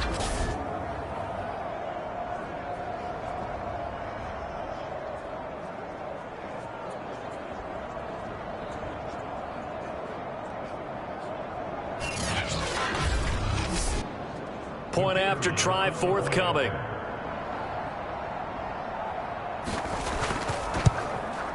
And that makes it a 9-point game. That one in the books as a 12-play drive. And it culminates in a Jags touchdown.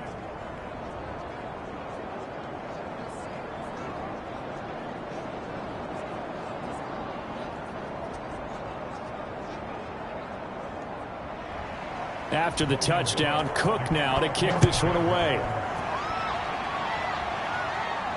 Joe Reed returning. And he'll be tackled just shy of the 25.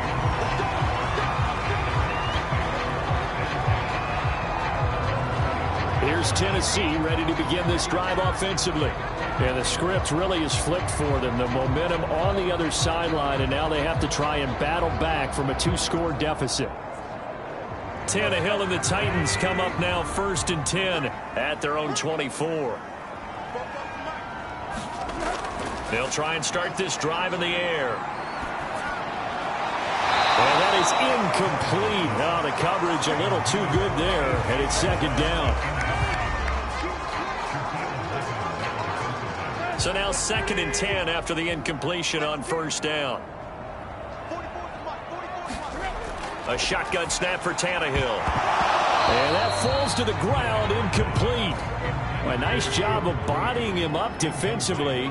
And now it brings up 3rd down. Throwing on 3rd down, Tannehill. And it's intercepted. Devondre Campbell, the linebacker, picks him. And his guys are going to get the football at the 23-yard line. Well, down 2 scores in the 4th quarter. It maybe wasn't quite desperation time, but it was getting close. And that interception there on the deep ball, that probably slams the door on their chances. And maybe that was the thought process, that it wasn't quite desperation time. So now you take the shot before they're going to lay back any farther on defense. Go ahead and throw it downfield. Unfortunately, it didn't work. Let's go. 60 outlaw. On 1st and 10, Lawrence. Open man, Gronkowski complete. No gain there on the completion. 2nd and 10.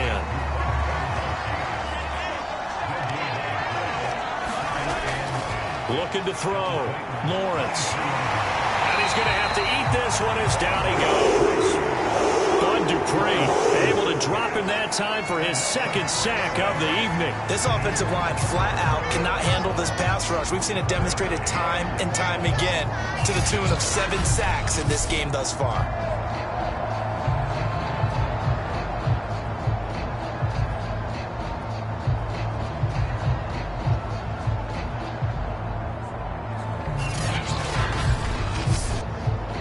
So now after the sack of Lawrence, the Jags looking at a 3rd and long.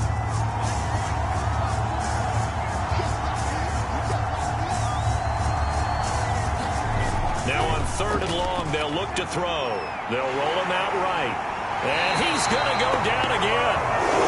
Von Miller, he's the culprit, and that is now his 13th sack of the season as his great year continues. Man, he got in there so quickly, Charles. What could the offense have done to adjust and account for that? But what you're hoping is that you figure out and you see and get a clue that maybe there's going to be some pressure coming at you, and you change the blocking schemes. Maybe you go to max protection. The biggest one is maybe you bring your running back in to try and keep you clean.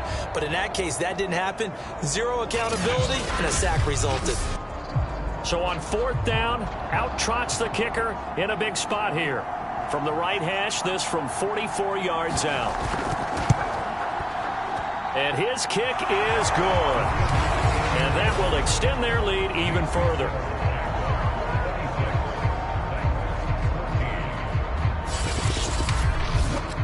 So that maybe not a knockout blow, but I suppose certainly every little bit helps when you're trying to salt one away in the 4th. Well, the possibility of being beaten by 2 late touchdowns or at least sent to overtime does exist. But time, definitely a big factor at this stage of the game, is in their favor.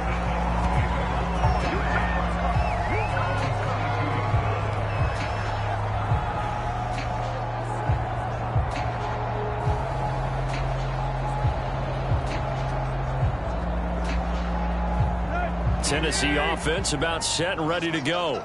And following the interception, just any interception, are you a little bit more cautious when you start that next drive, or no, you just throw that out the window? I think you are. I don't think that there's any way you can run back out there and go, totally didn't affect me. Let's just go ahead and be loose with the football again. You're going to take care of it, but you have to be careful about being too cautious because now you can't run any offense at all. Still want to attack. We'll see how they attack him here. And he's taken down, but able to slip across the 35. Good yardage on the completion there. When they look at the scoreboard, they do understand a field goal is not going to do them any good. My guess, they're going to press the ball downfield as far as possible, try and throw it into the end zone and get a score because they know they've got to get that done and get the ball back as quickly as possible. The throw over the middle, taken in, and that'll be good for 8 yards to the 45. Under 4 to go now as the clock runs and they come up on second down. Again, Tannehill, and he's got the hook up to Moore. Fourth quarter, every drive so critical, and you figure may only get one more shot after this, so a touchdown's imperative on this drive. It is, but you also have to think to yourself in play calling, don't hold anything back. Don't save it for the second touchdown. You got the first one for the second one to even matter. That catch good for only a couple.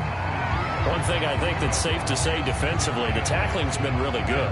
And because of that, it's been very, very hard for them to move the ball because you're not getting the benefits of run after catch. They're tackling them almost on the spot. That means you have to run extra plays, harder to move it. He'll be taken down at the 48 for a pickup of 2 yards. The Titans on third down. They've converted just 2 for 6 thus far. This is 3rd and 7. He completes it to Henry. And he's got the first before he's brought down at the 39-yard line.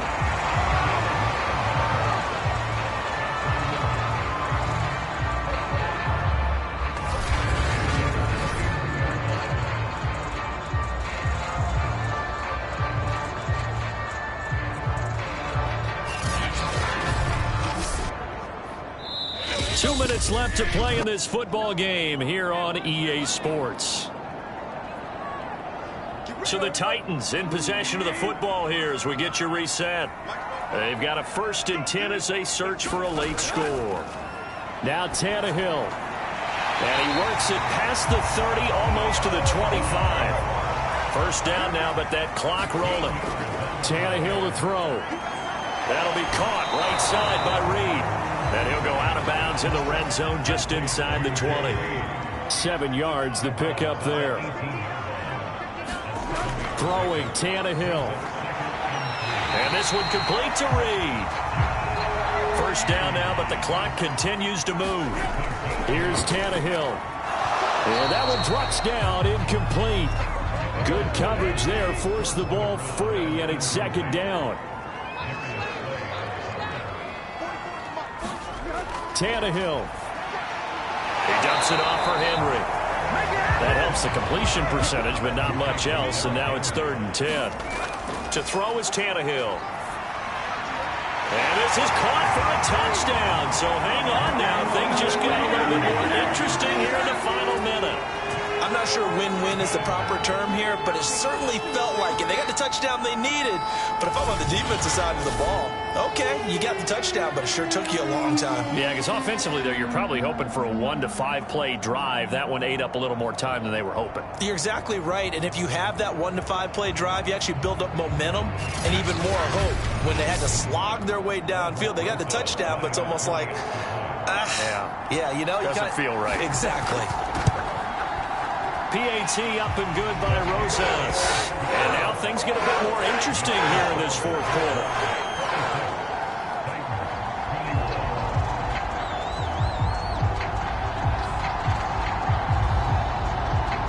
So with exactly a minute to play, here comes a critical onside kick. And this is going to be recovered by the Jaguars. And that should just about do it. Fourth quarter, they felt like they needed the football back. Unfortunately, they couldn't get it. And I know we've brought analytics into the game, and someone has said here that the data says that when a team's expecting an onside kick, 80% of the time, the team expecting it, they do actually recover the ball, which is what we saw here. I just wonder if that number is much more of a anecdotal type of a number. Kind of like when the coaches tell us, well, when you score on special teams, 93% of the time you win the game. I'm still waiting to see that number is empirical. And he'll work this forward for about 3 at second down.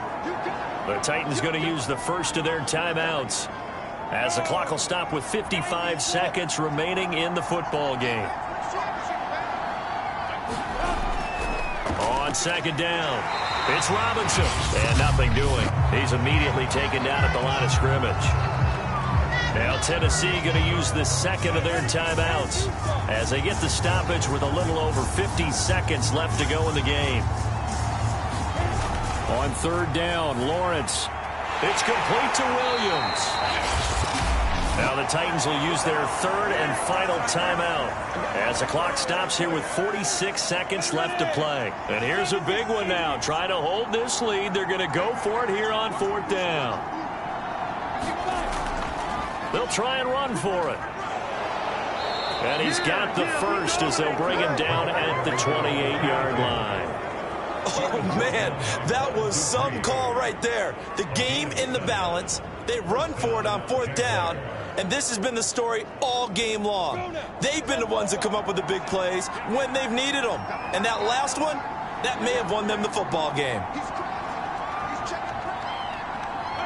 Down to a knee for the Jags. Victory seemingly in hand.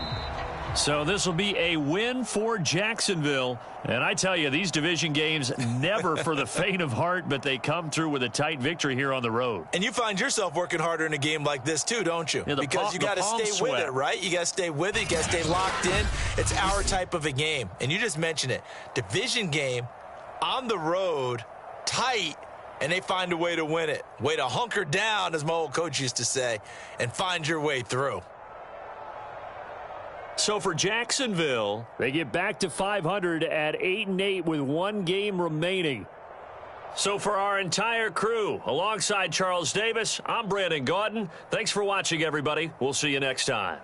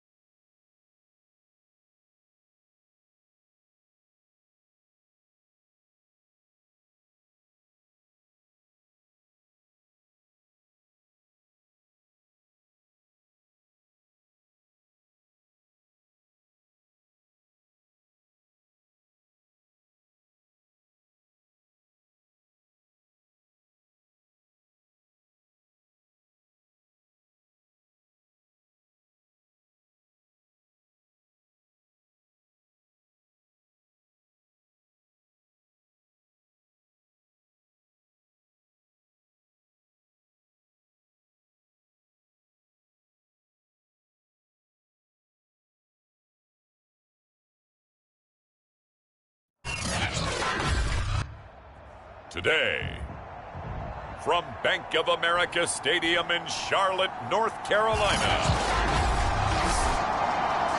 it's a special New Year's Day edition of the NFL.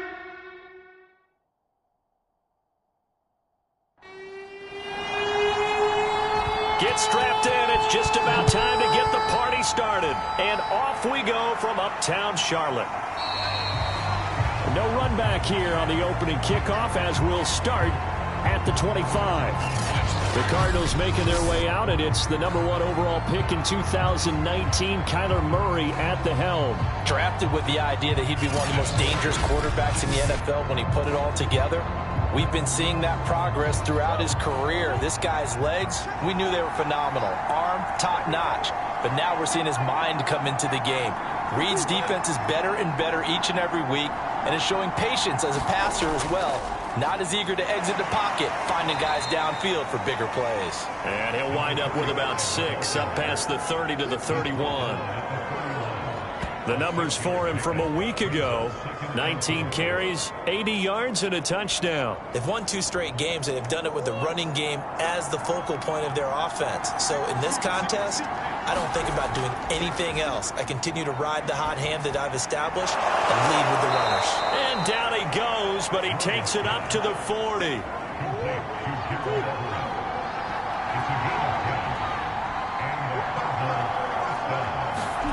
On 1st and 10, here's Murray. This one complete to Kelvin Harmon. And they get to him after a gain of 6 to the 46.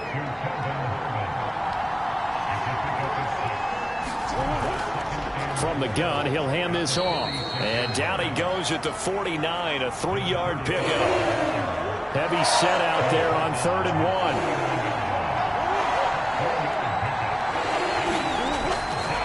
Now a handoff here to his running back. And he's got the first down yardage there as he takes it just across midfield. Defense had a chance to get off the field here. The opening drive couldn't do it. I know that we go into these meetings with coaches, and sometimes maybe we can get, a little bit numb because they're always going to talk about how important 3rd down is, aren't they? Offense and defense. In this case, one capitalized, and the other, as you said, had a chance to get off the field and didn't get it done.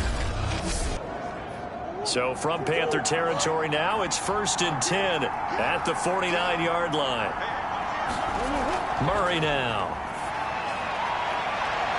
Going down the middle, and it's complete.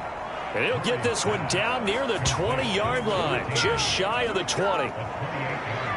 But one of the ways that quarterbacks keep all the receivers alive in a play, never lock in on any one guy. Make sure you keep your eyes moving, scan the field. And here he finds the open guy for a nice pickup.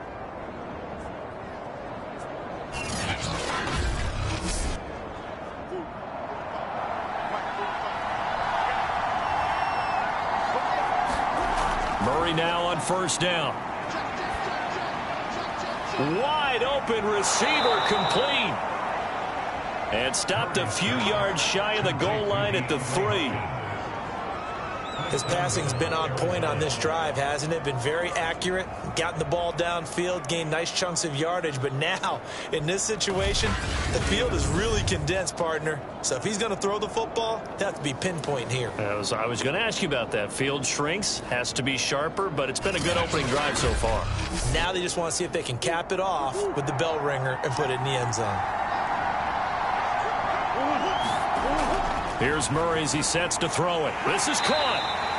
That catch good for only a couple. I know sometimes we can get fooled when we watch him make catches, as we just saw him do there, because he really looks like a wide receiver the way he goes about his business. Yeah, 230, 240 range. Yeah, not super huge. Maybe not counted on to be that inline point-of-attack blocker that we used to have in the good old days. But you can flex him out. You can run wide receiver routes with him. You can make him a primary target, and that's how he'll shred a defense. That's going to set him back 5 yards. Things made a little more difficult after the false start as they try again on 2nd and goal.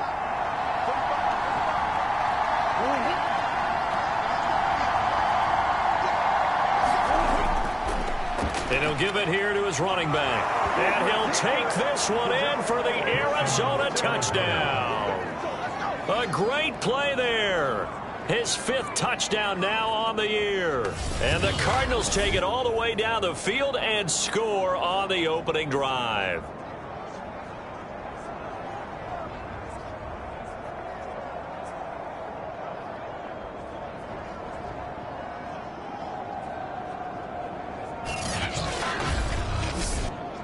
Now Matt Prater for the point after.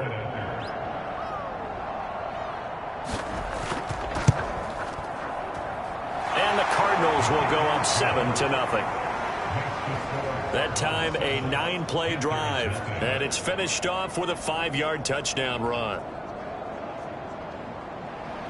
After the touchdown, out is Prater to kick.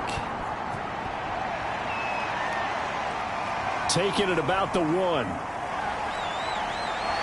And able to get this out to the 25. So here are the Panthers under head coach Matt Rule. And they'll be led by their 5'11" quarterback, and a mobile one at that. From Temple, it's P.J. Walker. Would you say that last week's performance by him, workmanlike in terms of numbers? 1 touchdown, 1 pick, but obviously a loss. Yeah, and that's the bottom line for him. All he cares about is how do we find a way to win the game.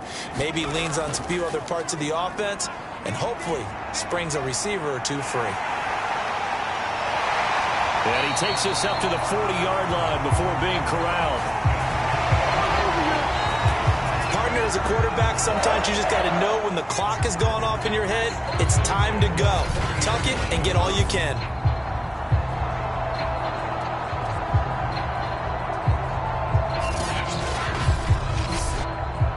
So quickly all the way up at the 40-yard line. First carry for Christian McCaffrey. Jordan Phillips is the one on the stop. This defense for the Cards, they were terrific a week ago in that win over Detroit. And what I saw on film was a nearly unstoppable pass rush. 5 sacks last week, plenty of hurries given up. So now what do you do on offense? You just max protect, keep everyone in and run the ball? Or maybe just 1 or 2 receiver routes in order to try and keep your quarterback upright? Walker's throw complete here, pulled in by Howard. And he's able to take it across midfield before going out of bounds.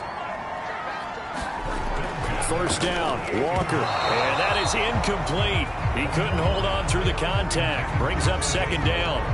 Brandon, we saw these defenders flying to the football in their win last week, and nothing has changed. They're still moving around quickly and forcing incompletions.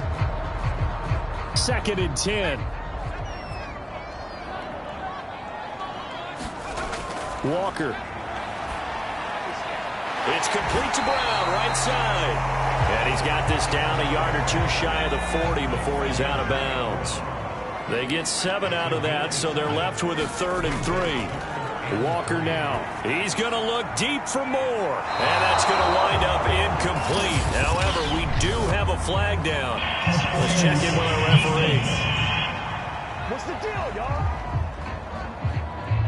So pass interference to call. That's going to set him up with a first down. And if it's a bang-bang play, maybe the flag stays in the official's pocket, but instead, he definitely impeded the receiver's right to catch the football.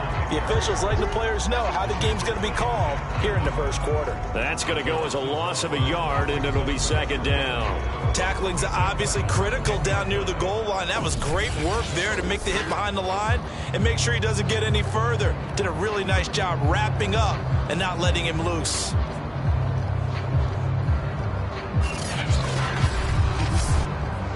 Moved back to the 10. They'll try on 2nd and goal here. Out of the gun, here's the give to Hubbard. A good display of power, but it will only get him just inside the 5 to the 4. A big play forthcoming. Here's 3rd and goal. To throw is Walker. To the goal line, but it's incomplete. Now here's the Panthers special teams unit to try a field goal for 3. From the left hash, a chip shot here. And his kick here is good. And they are on the board, but still trailing. It's 7-3.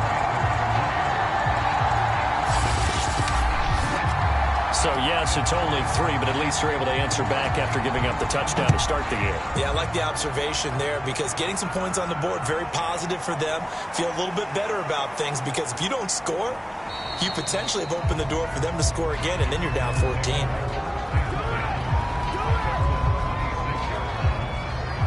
So the Cardinals offense back onto the field here for their 2nd drive of the game.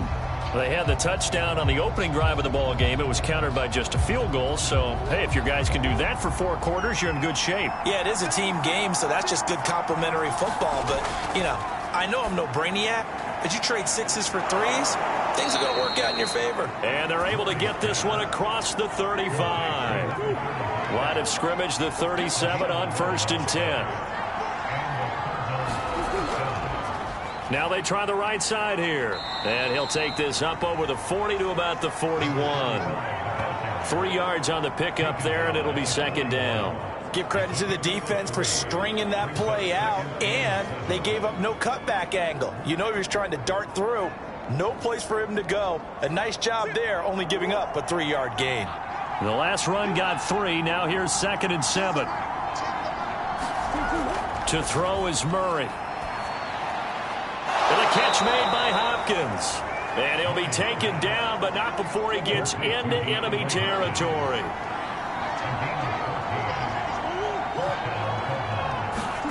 Murray now on 1st down. They'll find Everett there, complete. Not much there, only a yard.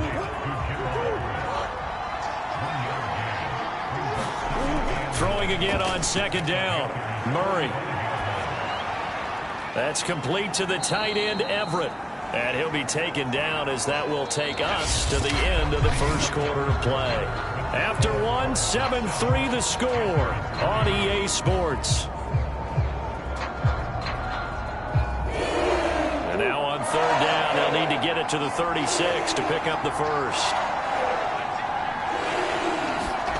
Now Murray again. Got an open man, it's Harmon. And he's going to have the 1st down, yardage to the 35. Now after the completion, we're going to get a timeout, an injured player. While the training staff takes a peek, we'll take a break.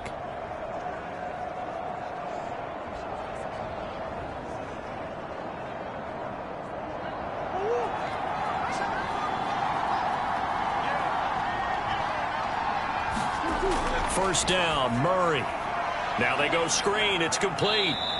And he's going to get it down to the 33-yard line here. That catch good for only a couple. And that's all about recognition right there, because he's got to go from pass rush mode to pursuit mode, what defensive line coaches like to call retracing. And he's able to retreat and make the tackle for just a short gain. To throw again on 2nd down. Murray. They'll try and set up the screen. It's complete. And they'll be inside the 25 now at the 24.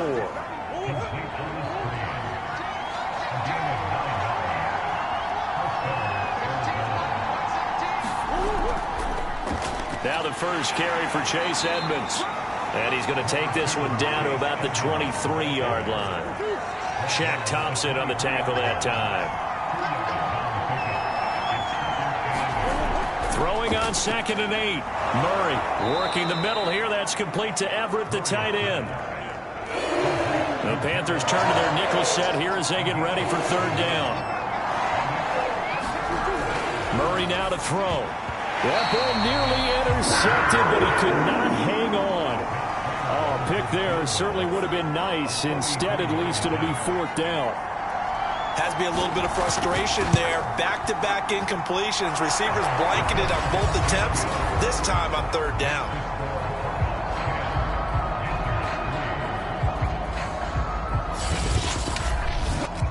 So a nice kick there as they add 3 to the lead. And from what I've seen so far, Brandon, I think they've been the better of the two teams here in the first half. So even though you want the touchdown, I think that's a nice job there to put 3 points on the board. The Panthers coming back out onto the field for their 2nd drive. Just a lone field goal for them so far, trailing 10-3 as they come up 1st and 10.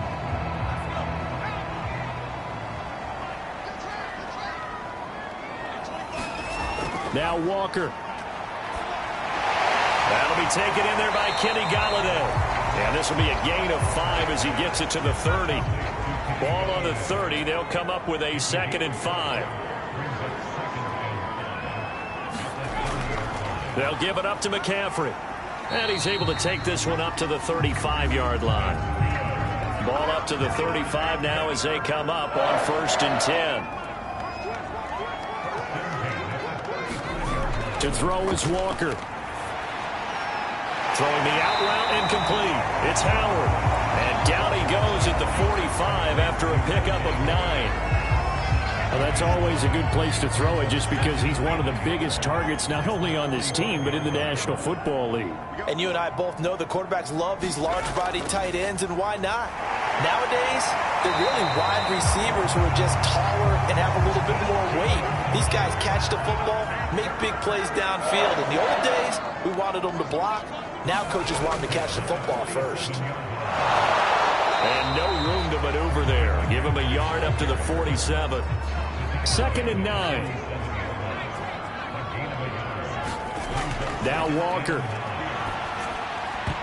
And that is incomplete. A lot of force bearing down on him there. He could not hang on. It's 3rd down. Working out of the gun here, Walker. And this pass broken up. Excellent coverage there on 3rd down, as that was not an easy one to hold on to.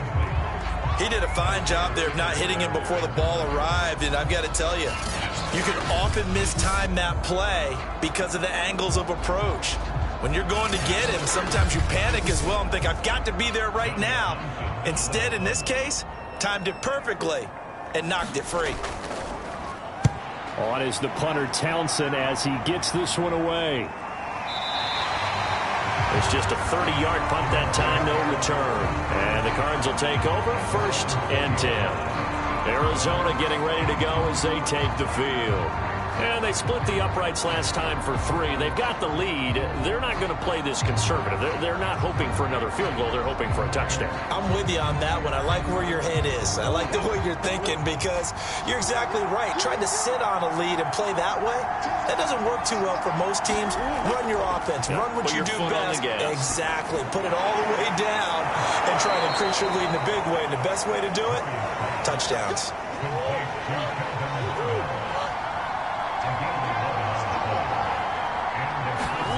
Throwing on 1st down is Murray. Quick hitter here, it's complete. And he'll be brought down right around the 37.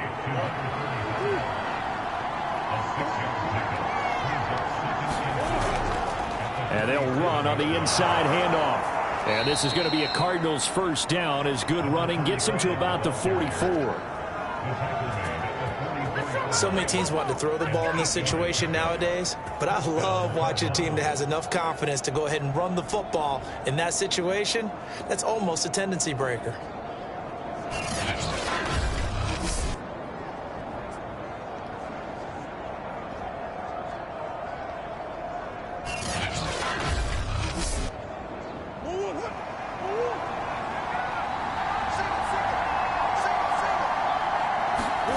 From the gun, Murray.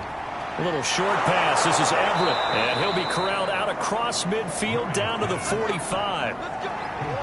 So from Panther territory now, it's 1st and 10 at the 45-yard line. Now a handoff looking right. And just no chance of turning the corner. He can only get back to the line of scrimmage. 2nd and 10 coming up. Our score 10-3 with 2 minutes remaining in quarter number 2. Coming up at halftime, I'll go from one personality, that's you, Charles Davis, to another one in Orlando, the coach. He'll have stats and scores from around the NFL. You and Jonathan Coachman both larger than life. No doubt about it. But you're stuck with me in this booth, yes, and he's miles away and smiling. And happy.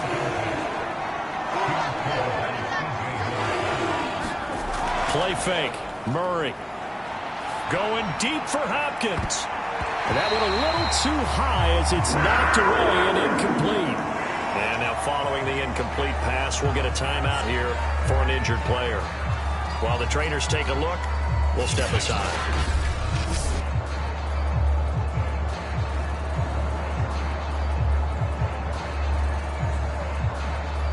Here is Matt Prater now. He's got the leg for this as he holds the NFL record with a 64-yarder back in 2013. And this will be spotted on the other side of the field. It's a 61-yard attempt.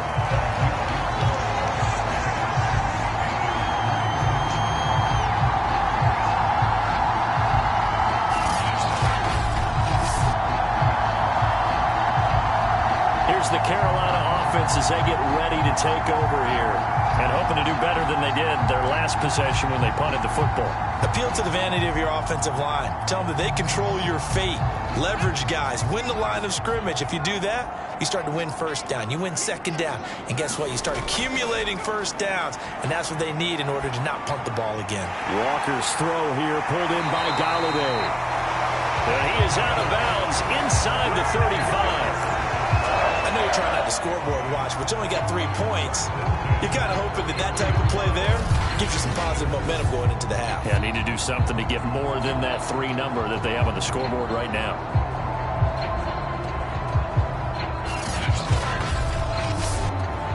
So they'll come up 1st and 10 now from the 33.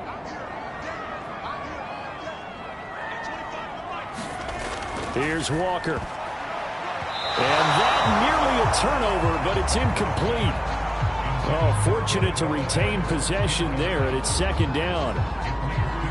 They've been playing sound fundamental defense thus far and able to keep this offense from creating a major dent on the scoreboard. Able to force the incompletion, but still waiting for that game-changing play. You feel like it's coming, the first sack, the first turnover. In a sense, they're playing old school defense right now. The new school defense is what you said, taking the ball away. Creeping up on a minute to play in this first half.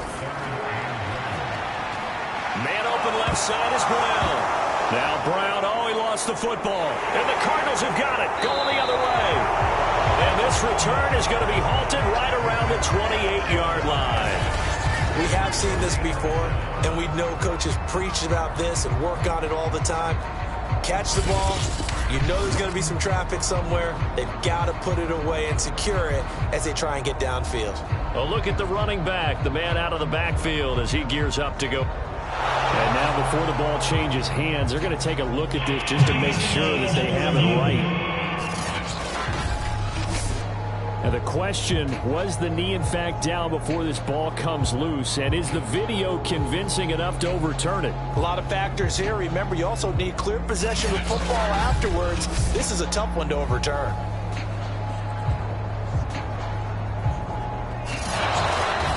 Now the Panthers going to use the first of their timeouts as the stoppage will come with a little under a minute to go in this first half.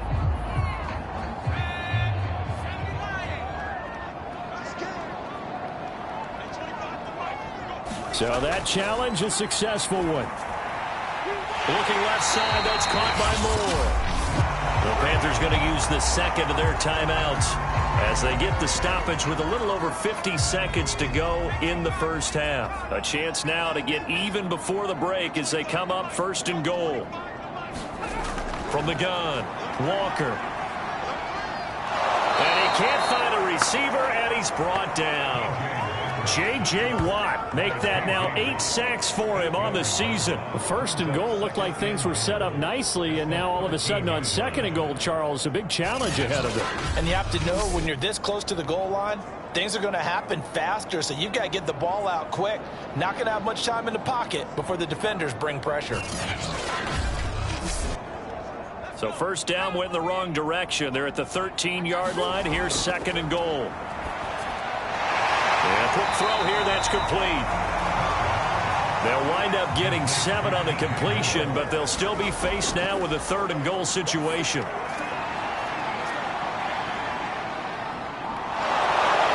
he will take it across for a Panthers touchdown. P.J. Walker in the final seconds of the first half. And the Panthers have a chance to tie the game here in the final seconds of the half. I don't think it's any state secret to know what they were saying before the start of this drive. Let's go and punch one in the end zone and go into the halftime feeling a heck of a lot better about ourselves. Let's go get this done. Yeah, tie things up, and then you got a brand new ball game.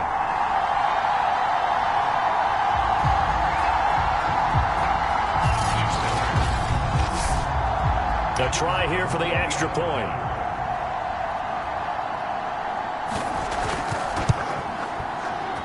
And he'll put it through, and that evens us up at 10 apiece.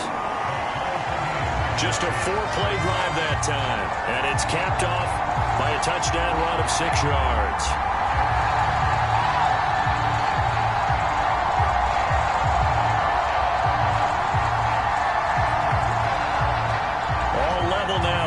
apiece as the kick's away. Fielded right around the 8. And a nice return sets them up pretty good here right at the 30-yard line. Ready to go with their next drive, and at the line, the Cardinal offense. And they'll have time for one play. That's it. 3 seconds to go before intermission. He's going to float this over the middle, deep. And a high throw there as this is knocked away, down to the ground and incomplete. So we've come upon halftime here in Week 17 as we'll get you down the coast to Orlando for Jonathan Coachman at our EA Sports Halftime Report. Coach. All right, Brandon, thanks very much. We'll get back to you and Charles in a minute. But first, time to give the folks at home a look at what's going on around the NFL.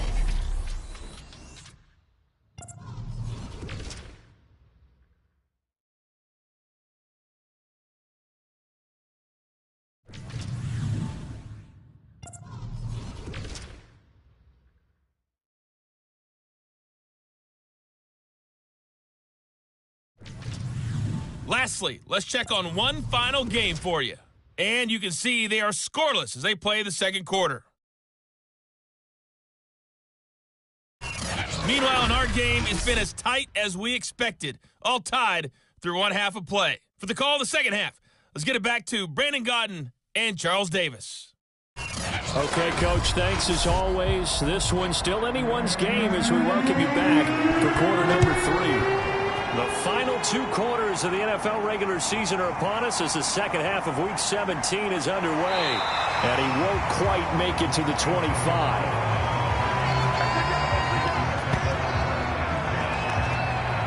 Out come the Panthers. They'll have it first on offense in the third quarter.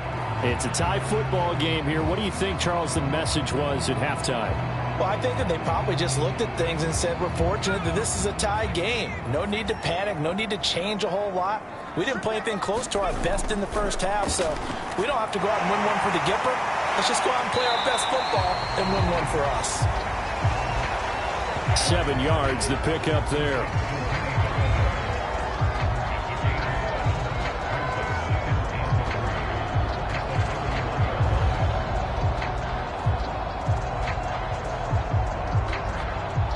Working with a 2nd and 3.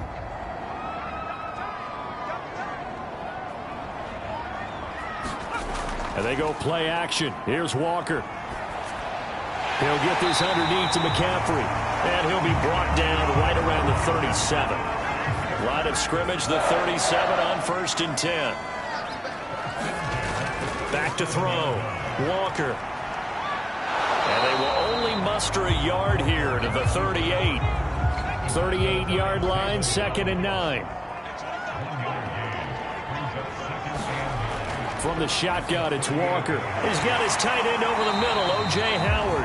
And he slips up past the 45 before being tackled. A couple of first downs on the drive already, as they'll go from the 47 now on 1st down.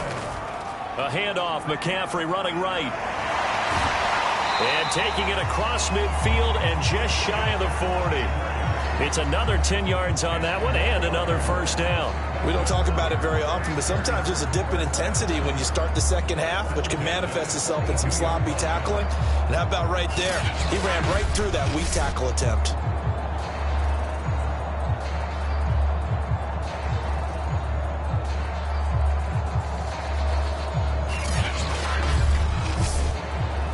So into Cardinal territory now. It's 1st and 10 at the 42-yard line. Looking to throw. Walker. And that nearly their first pick of the game, but it falls down to the ground incomplete. A 2nd down throw for Walker. Another throw for Galladay. This one complete. They get 6. That'll leave them with 3rd and 4. That was a nicely run slant route, and what the receiver's trying to do is make the defender think he's going upfield for a deeper route, and then breaks it off, usually after about 3 to 4 steps, and cuts towards the middle of the field. And now what he's trying to do is use his body to keep the defender away from the football and get the quarterback a really nice target. And he is going to have the Panthers first down by about 3 yards or so as they wind up getting 7 there on 3rd and 4. As an unbiased observer, I think it would have been interesting to see what they would have done if they hadn't gotten the first down there. But since they did, I guess the point is moot. And they're right there in that middle ground, field goal range, punt, go for it. But as you said, they picked it up.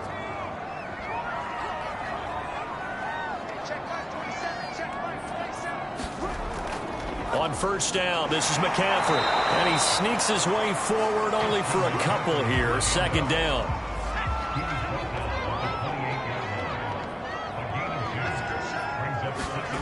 Throwing on 2nd and 8. Walker has got Anderson on the slant. And he gets it inside the 10 to the 9.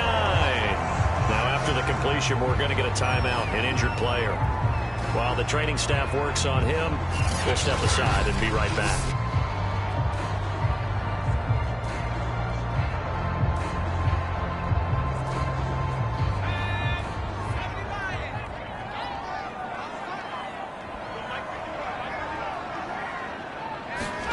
Back to throw. Walker. Got a man right side. It's McCaffrey. And here he'll get it down to the 7. That catch good for only a couple. I know it was a gain, but you have to sense probably a little bit of disappointment there because when it's out there in open space, I think they expect to get more out of a play, don't you? Especially when you're getting it to your guy out of the backfield. And he is going to go down back at the 11-yard line. Jordan Phillips able to get him for a loss of about 3. Second goal, last thing you need to do is get pushed backwards to take a sack. But he couldn't find anywhere to go with the football. Had to eat it and ended up on the ground.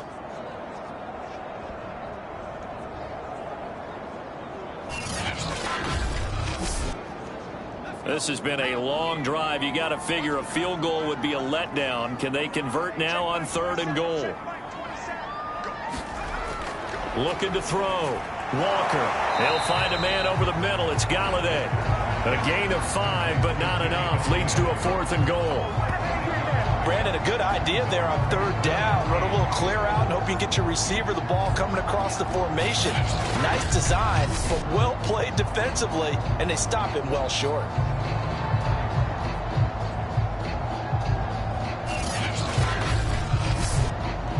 So out comes a field goal team now for the 2nd time here today.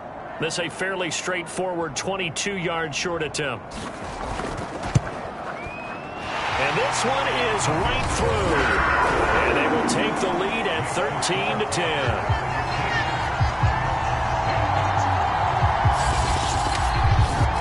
Well, they don't get a touchdown here in the opening drive of the 3rd quarter, but I think maybe you still say mission accomplished as they come away with the lead. No, absolutely. You keep the pressure on, right? You go downfield, get some points up on the board, and hope that you've motivated your defense to take the field and hold that lead.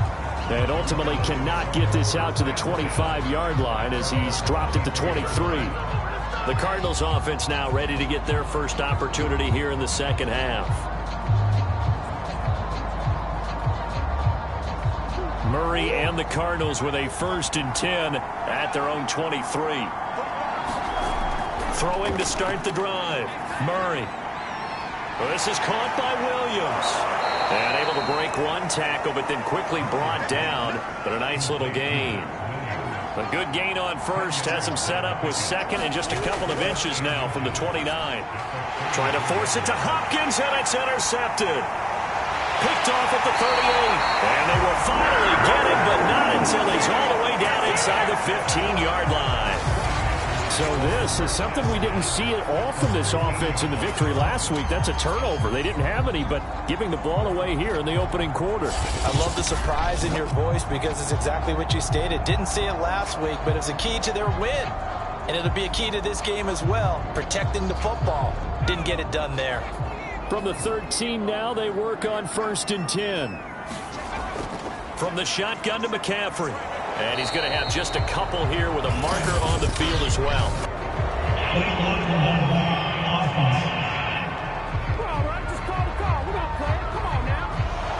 So this will be accepted as it moves the offense backwards. McCaffrey following the penalty. And he'll get it here to the 10-yard line. It'll be a pickup of 12 yards. And that'll make it 2nd down.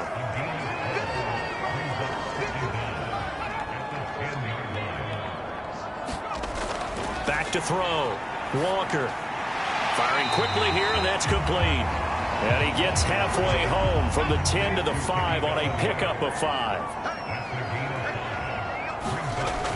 To throw is Walker from the gun on 3rd down. Touchdown, Panthers! O.J. Howard, his 3rd touchdown now on the year. And the Panthers use the short field to their advantage as they cash in for 6. You get down near the goal line, this is where having a sure-handed tight end becomes a luxury, and it pays off big time, especially when the defense sells out against the run. He finds himself open for an easy touchdown. Now the try here for the extra point.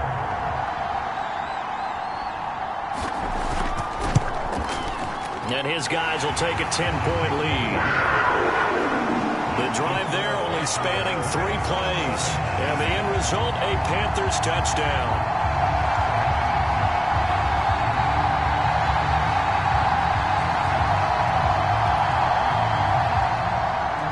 The kickoff unit is out on the field, and they will send this one away. And no effort to bring this one out. It's a touchback. The football back in the hands of the Arizona Cardinals. And following the interception, we'll see what they can put together on this drive. I can hear my old college coach right now. He always used to tell us before every game, the team making the fewest mistakes will win.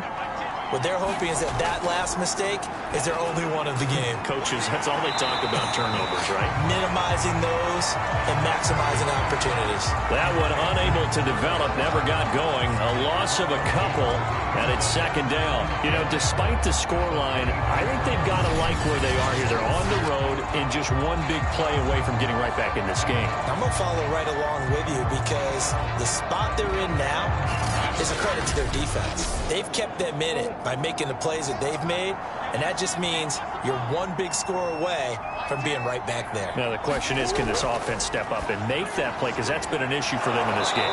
Now a man open down the middle of the field, and he's taken down but able to slip across the 35. Here's Murray. Catch is made. It's Harmon. And that'll be good for 8 yards to the 45.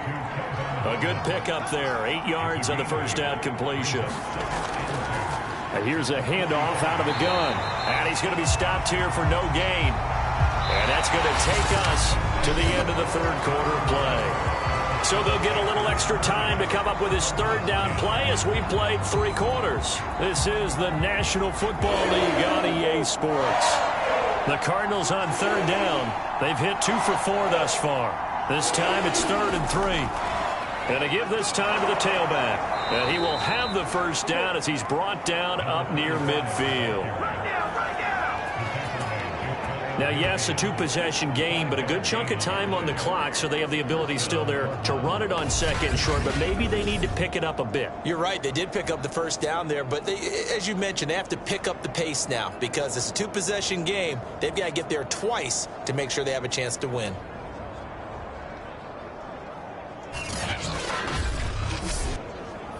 Two first downs have them up near midfield now on 1st and 10. To throw, it's Murray. Oh, it's a screen pass. That's complete. They'll contain him to just 4. 2nd down.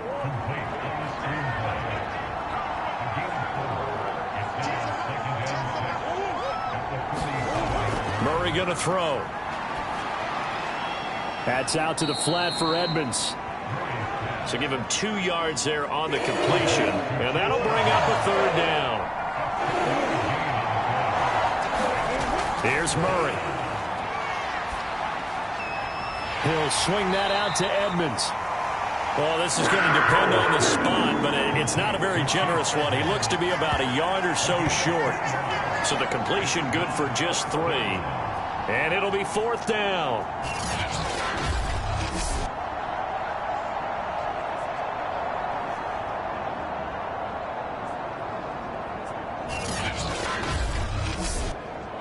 So on 4th down, out trots the kicker in a big spot here. This will be spotted just shy of midfield. A 59-yard attempt. And this kick is not going to be close. It's well short, well right to boot. And this score will stay right where it is.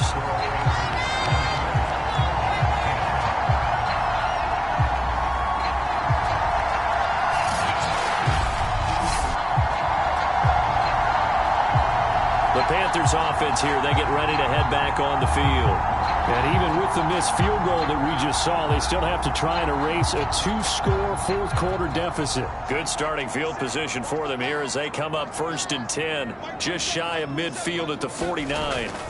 And that one, an absolute backbreaker. A chance to get back within a score, couldn't do it. Yeah, that one went begging, as they say, right? There's the opportunity that was missed. But all hope's not lost just yet. But, boy, getting back within 1 score would have been a powerful motivator for their defense to take the field left.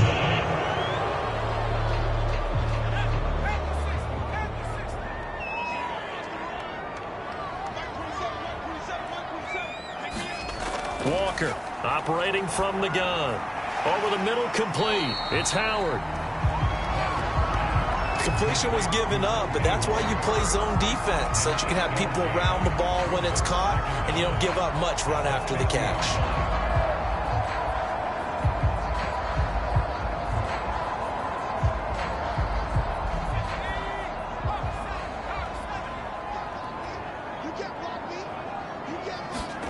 From the midfield stripe, they'll look to throw. Flushed out right. And just 1 yard here from the 49 to the 50. The Panthers on 3rd down. They've hit it 50%, 3 of 6 to this point. This is 3rd and 9. Operating from the gun. Walker. Over the middle here to Brown. And he is going to have the Panthers first down as they're able to get the 3rd down conversion. And that pickup of a first down, that's going to leave a mark because they really needed to stop them there, didn't they? So frustrating. Defensively, you're a play away from getting that football back here. Down late, tough. Now they've got to find a way to create a turnover or takeaway. Otherwise, this one will probably get away from them.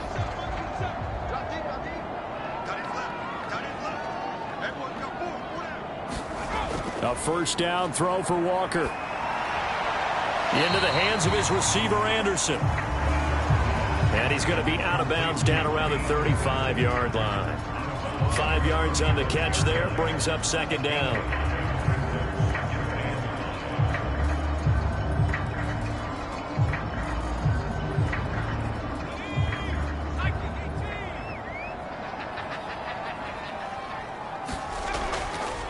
McCaffrey on the counter. They follow up the gain of 5 by only getting 1 there on 2nd down.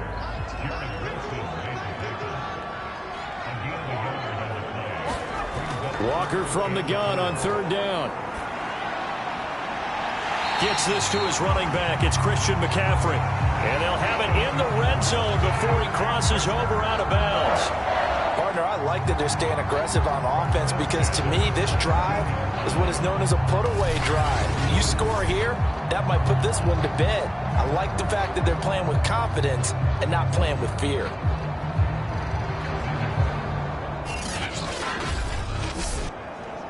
So from the 17 now, here's a 1st and 10.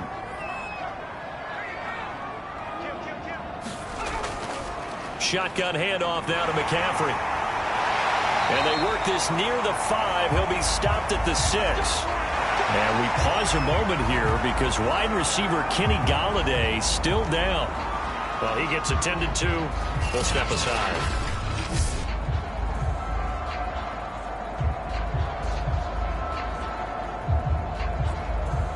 A good chance now to put this game on ice. This is 1st and goal. Looking to throw. Walker to the end zone, but it's incomplete. They don't get the hook up there, but you really have to marvel at how precise he's been throwing the football these last couple of weeks. Oh, that's a perfect word for it, precise, because if you're at 70% or better 2 weeks in a row, you have a job as long as you want one in this league, won't you? I mean, let's face it, it's not just West Coast offense either. He's putting the ball downfield as well. 2nd down and goal. Walker. He's got it. Touchdown! Tommy Tremble, his first touchdown on the year. And the Panthers look like they're going to get back in the win column as they extend their lead here in this fourth quarter. An important score there, CD, and now an important extra point because it would make it a 3-score game. Love the math there, and at this point in the fourth quarter, look, we all need next-gen stats, right? We all use them, but we don't need them here, do we?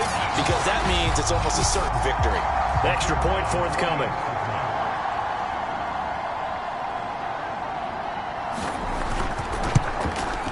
And that'll make this a 3-score game as the lead moves to 17.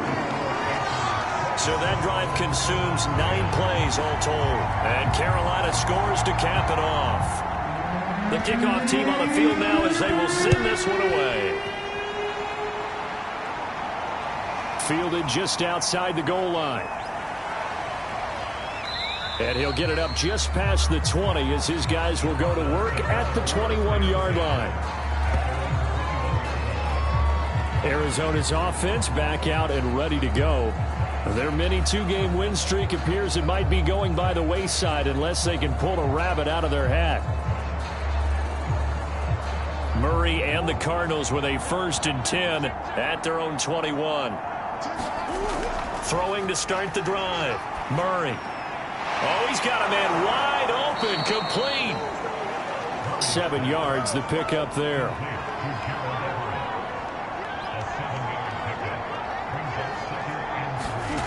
Looking to throw again on 2nd down. Murray. And he will go down outside of the pocket for a sack. Tried to get away, but could not. Brian Burns has now recorded 10 sacks on the season. We've been around this league for a while, and many coaches never pull their starting quarterback, almost no matter the situation. In this case, though, I think he's got to make a decision. He's taking a pretty good beating out there. And with the deficit, maybe not wanting to risk an injury.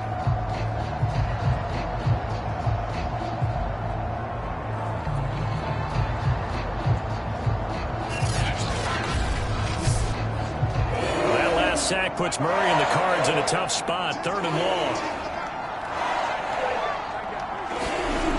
Throwing now is Murray. He'll get this to his running back, Edmonds. And he is going to have a Cardinals 1st down as they're able to get the 3rd down conversion. Well, I can put my defensive cap on right now, and I know they're saying don't give up any big plays now. They've controlled this game throughout, and all they want to do is see it through to the end. I think they let their guard down a little bit with that last completion. Sometimes when you're trying not to give up bigger plays, you don't react as fast as you should on other throws. So signs of life in what's been a dormant offense in this second half. Here's 1st and 10. That is incomplete. Defensively, you look at the numbers. Another incomplete pass that we just saw, and they're under 200 yards passing for the game, so they've done their job on that side of the ball. Yeah, recently I was actually working a game where a quarterback had a streak of 5 straight games without a 200-yard game, and that was a big talk both in his town and amongst his team. How do we get the passing game going? So big credit to them, holding them under 200 today. You cannot write these guys off just yet, not with a quarterback like that under center. You mean it actually crossed your mind with him running the team that you could actually maybe write this game off? Not yet. Not a chance. Not with him. We've seen it too many times.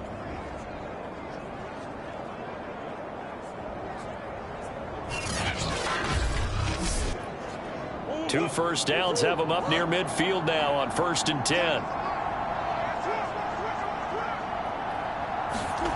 Here's Murray as he sets to throw it. Caught left side, Williams. And they get to him after a gain of 6 to the 46. 2 minutes left to play in this football game here on EA Sports. So the Cardinals, they've got the football here as we get you reset. And let's see what they've come up with offensively after having time to talk it over. Now a toss left side into the hands of his tight end. And they'll get this to the 30-yard line before crossing over out of bounds. Clock management definitely critical here if they want to get back in this game. Absolutely agreed. They have to up the tempo in this case, down a couple of scores. Want to make sure they have a chance to win this ball game. So 1st and 10 now from the 30. Murray now.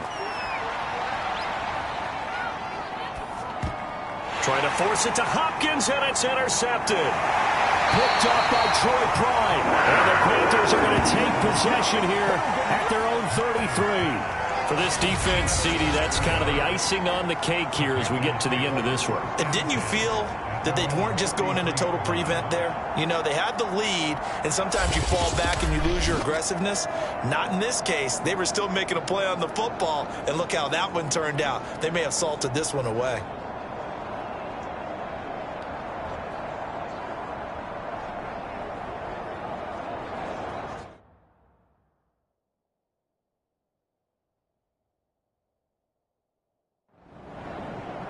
So this one is over. A victory for Carolina. And it was their defense that really made the statement after the break. They pitched the second half shutout. Yeah, think about the team that just got vanquished. They did score in the second quarter. Do you think they thought at all that that would be their last points of the game? No, but what a second half. The adjustment, whatever they did in the locker room, it certainly worked. It certainly did, and you're exactly right. Whether it was an adjustment, whether it was just more focus on what they planned to do going in, whether they just...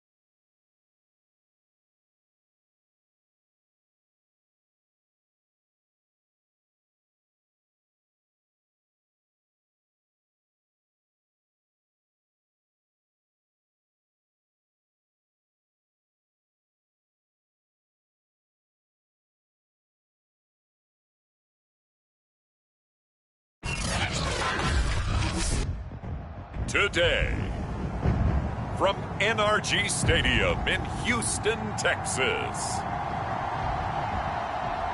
it's a special New Year's Day edition of the NFL on EA Sports.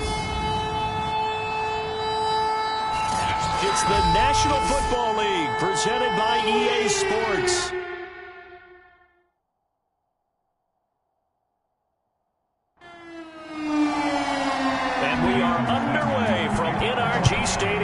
Houston. This fielded right at the goal line. And he brings us out past the 20 to the 24. The Texans offense going to go to work, and it is Deshaun Watson at quarterback. And he's had a great season so far throwing the football. Very likely could go over 4,000 yards with a good performance here. And even in an age of passing first, that is no small accomplishment.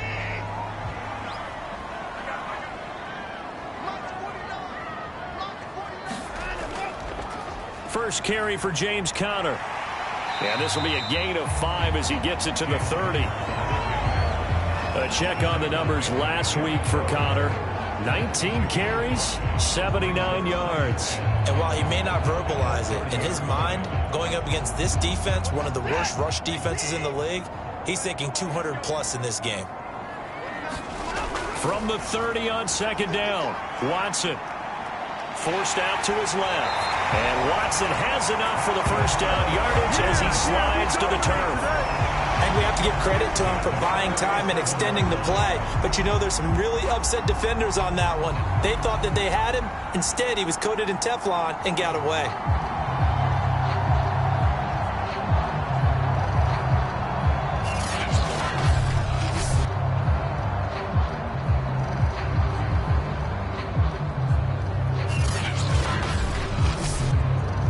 Line of scrimmage, the 37 on 1st and 10.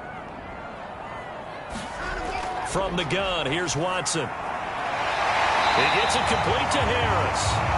And he gets this one to midfield before he's brought down. From the 50, it's Watson. It's hauled in by Brandon Cooks. And he is tackled inside the 40, not quite to the 35. Another 13 yards there twice in a row, and they're on the move. Another first down as well.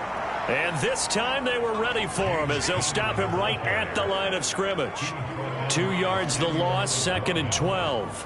The job of any linebacker involves having enough strength to fight off a blocker and get to ball carriers. But in this case, I think we can safely say he beat him right off the snap to get into the backfield and make that play.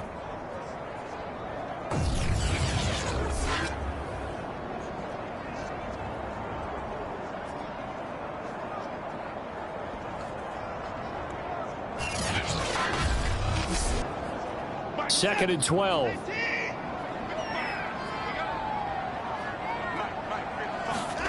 Watson. Now they set up the screen. That's complete. And he got blown up. Losing yardage on the play back at the 44. So they'll wind up losing 5 yards on the play. And they're going to face an uphill battle here on 3rd and long. Well, that wasn't exactly a work of art, was it? No, that wasn't a thing of beauty. That's just why I don't play in points per reception fantasy leagues. Is that what they call PPR? The receiver still gets a point there. Yeah. And you went that far back. No bueno. Well, I'll tell you what. I wish I had their defense on my fantasy game. And this will be swung out here for counter. And he'll get it down here to the 43. They'll get only a yard out of that, and it'll bring up 4th down. And they're getting him involved early. You feel like they saw something on tape, or they just have a sense with him because he's had a good week of practice or something in that area that they want him involved. Just as you said, they want him to touch it either in the running game or the passing game, but they must like the matchups they're getting.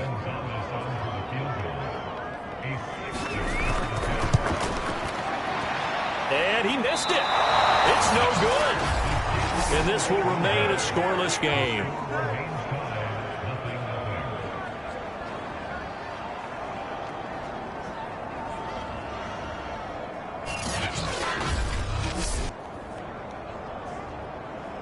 The Dolphins offense now heads back on the field. The partner, just looking at some of the struggles they've had this season, the playoffs are not in their future. As they start to peer toward the offseason, what moves might they make? I think the running back position, and I know we talk all the time about the NFL being a passing league, but the teams that run the ball effectively, they're the ones that go deep into the playoffs and go to the Super Bowl. They have to upgrade here. And you and I both know in recent years in the draft, people have shied away from taking a runner early, but if there's that special one there, I say they go get him. So on the big tight end, holding. Each and every year, we talk about very few tight ends coming into the league that are polished blockers or asked to do it a lot in college. So it's a constant struggle and a constant fight to learn how to do it without holding. Now Tua. Got a man open. That's Devontae Parker, complete. Touchdown, Dolphins. Devontae Parker, his 5th touchdown now on the year. And the Dolphins are going to take a first-quarter lead. And nothing too crazy there. A quick slant, and then he just had a seam. He found a seam. And when you hit it on the run like that, and I mean the pass right to the receiver who's already in motion and moving, sometimes he just takes it and runs away from everyone else. And he ran it into the end zone. And the defense, they've got to adjust there quickly. That's tough on them. That's really tough because everything was executed well. Ball was out of his hands quickly, into the hands of the receiver, and then he was gone. Extra point up and good by Sanders. And that makes the score 7-0.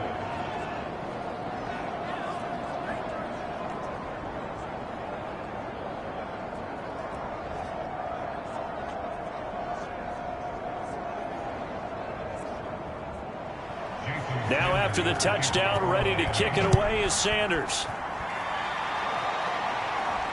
This taken in at the goal line. And up to about the 26-yard line, just across the 25.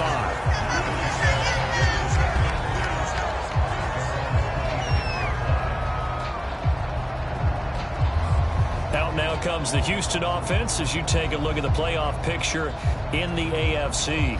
And they had compiled a pretty long drive last time. Unfortunately, though, it ended with no points after the missed field goal. And that can hurt the psyche of a team because as they drove downfield, you know you're never supposed to count points in your mind until they go up on the board. Well, let's face it, we've been there. We've seen teams before. They were counting on those points. They didn't get them.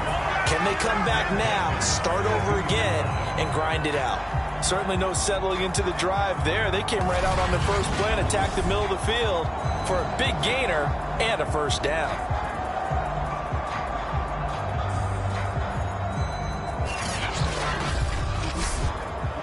One play has him up past the 40 already, and another 1st and 10.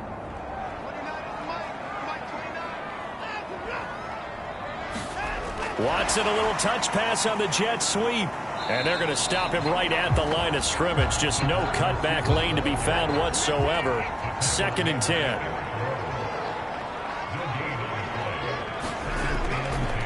On 2nd down now. Galloway, he gets it forward for 4, maybe 5, but the flags fly.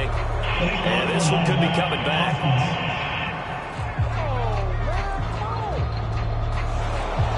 So that one will be accepted.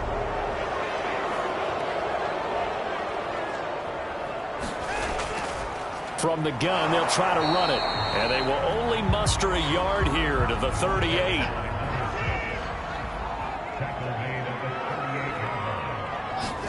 Now on 3rd and long, they'll look to throw. And that will be incomplete. On 4th down, here's Brian Anger now to kick this one away.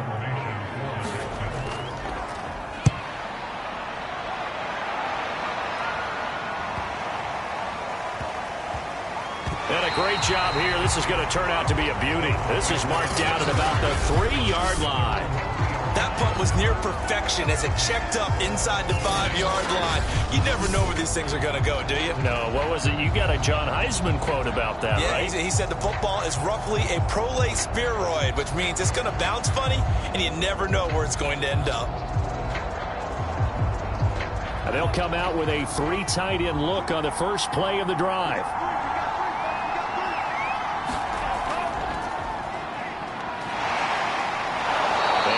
Pickup as this one gets them to the 10-yard line. So they'll come up after the gain of 7 on a 2nd and 3. A handoff as they run the counter play. And this won't be enough to pick up the first. A gain of 2, 3rd and 1. Well, this defense for the Texans, they played really well in the win over the Raiders a week ago. I have to admit, I was extremely impressed by what I saw on tape because they stayed in the face of the quarterback the entire game, ended up getting 4 sacks total, and made it difficult for him to step up and find receivers downfield. Also made it hard for him to escape the pocket and run. Well, that was big right there because they're in the bottom 5 in the league in converting on 3rd down. They needed that pickup in a big way. There were 2 things they said they wanted to win in this game. One, the turnover battle, and the second, 3rd down conversions. So they got one there.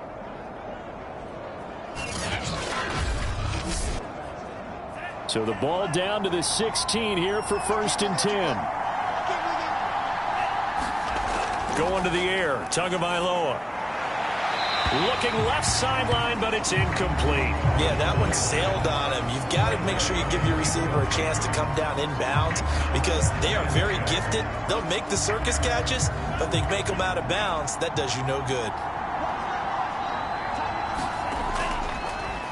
Now the former Washington Husky, here's Myles Gaskin. And again, he's going to be stopped up right at the line of scrimmage. Back-to-back stops make it 3rd and 10. Here's Tua. Oh, looking for Waddle, but it's intercepted. Picked off by Malik Hooker. And down inside the red zone at the 19-yard line. So problems with errant passing continuing. Remember, he threw 2 picks in the loss last week, and now another here in this first quarter. And sometimes, partner, this is the result of a quarterback who's simply trying to do too much. Feels like he's trying to make up for what he did last week, and you can't do it all on one throw. And the football going back over now to the Houston Texans. They were forced to punt last time, and I doubt sincerely that they'll have to punt here because they're gifted with terrific field position. I don't even want to think about the idea that they would end up punting starting with this type of field position. Neither do they. Great starting spot, great opportunity to run your full playbook. If they want to take a shot here, they can go ahead and do it. After the interception, here's Watson. And a good gain here of 9 from the 19 down to the 10. They'll come up now on 2nd and a yard. Here's Watson. There again is Cooks, complete. And the Texans are going to be looking at 1st and goal as they move this down to the 4-yard line.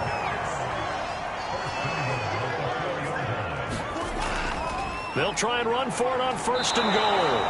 And he's maybe going to get this back to the 4, but that's about all. No gain on the play that time, and it sets up 2nd and goal.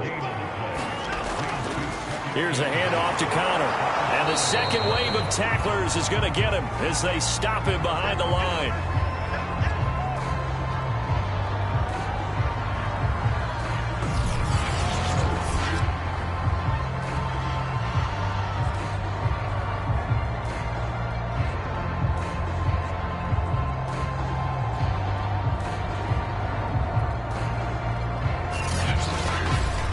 After one, 7-0 on EA Sports.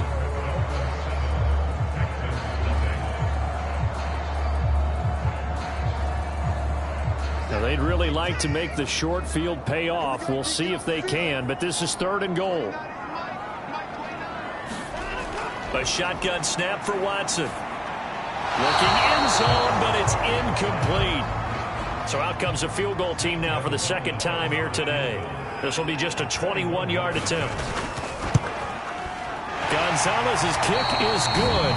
And they are on the board, but still trailing. It's 7-3. Set now to kick this one away, and off it goes. Taken in at the 3.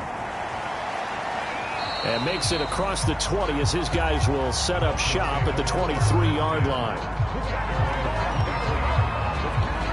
Tua Tagovailoa in the offense heading back out. And he comes out on the heels of an interception he threw last time they had the ball. Yeah, and you know, the quarterbacks that I know that are the best ones, the ones that really know how to lead their team, they tell them, that's on me. That's my bad.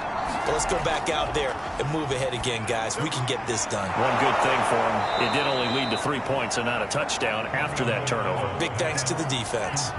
Ball up to the 35 now as they come up on 1st and 10. Play action. Now it's Tua. Throwing into traffic there, and that's complete. They'll contain him to just 4. 2nd down. All defenses worry that whenever anyone catches the ball and has a head of steam come out of the backfield, it can turn into a big play with missed tackles or he runs through people. But they were right there waiting, and they stopped him for a minimal gain. Still a couple yards short of the first as the 3-yard gain brings up a 3rd down. Just not a whole lot of room to operate there on that carry. No, not at all. They did a really nice job staying in their proper places and not allowing any lanes to open up. So 3rd and 2, and I count 6 defensive backs out there. Now a handoff here to his running back. And he is going to have the Dolphins first down by about a yard as they're able to convert on 3rd and 2.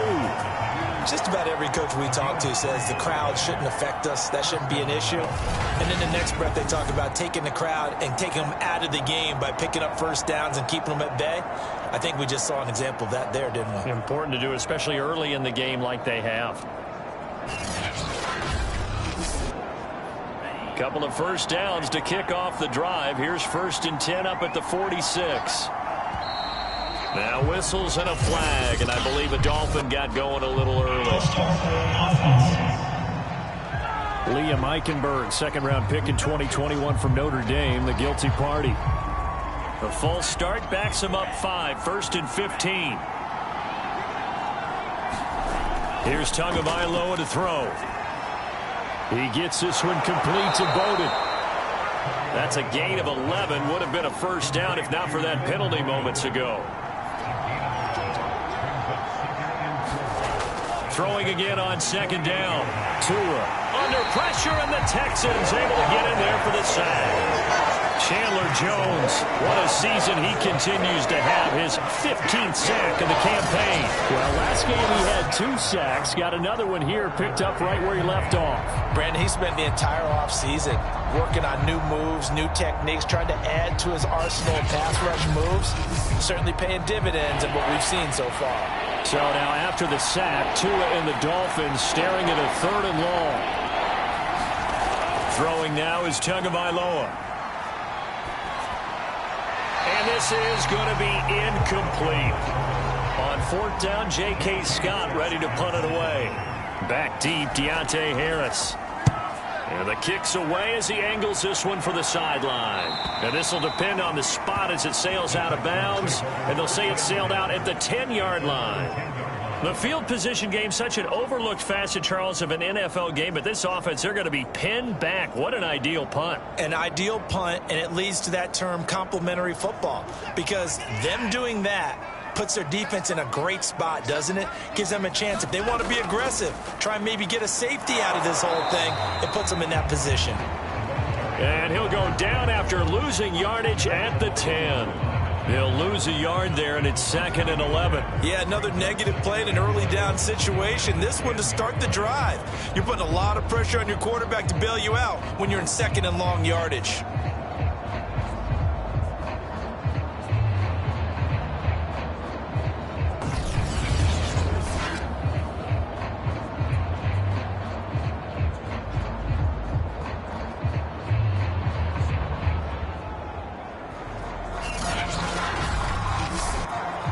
After the loss to start out, here's 2nd and 11. Back to throw, Watson. He's going to flip one out here to his running back. Room here to run. And he will finally be taken down, but not before he reaches the 38. A big play there on the catch and run. The offense has to love that because that was just a dump down, and then he turned something out of seemingly nothing. And the best quarterbacks understand that dumping it down is often a good play, a better play than even what was drawn up. So how about this for a change in field position? From inside the 10, here's 1st down on the other side of the field. On the handoff, Connor. He'll get a nice chunk there on the 1st down run, and it's 2nd and 4.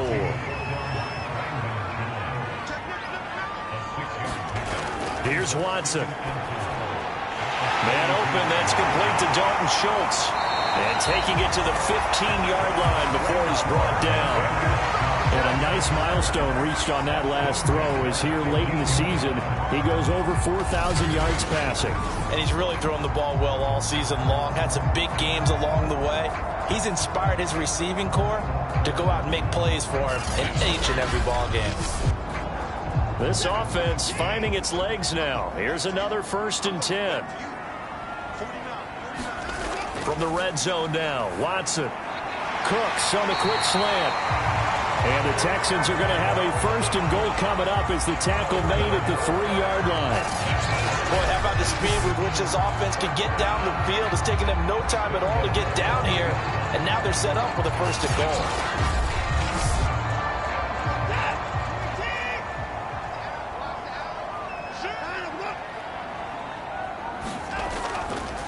They'll try and run for it on 1st and goal. And not able to break away this time as they're going to stop him right around the line of scrimmage.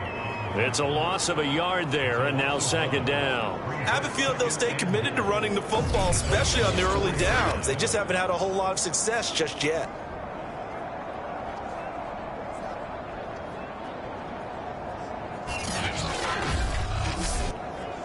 From back at the 4, here's second and goal.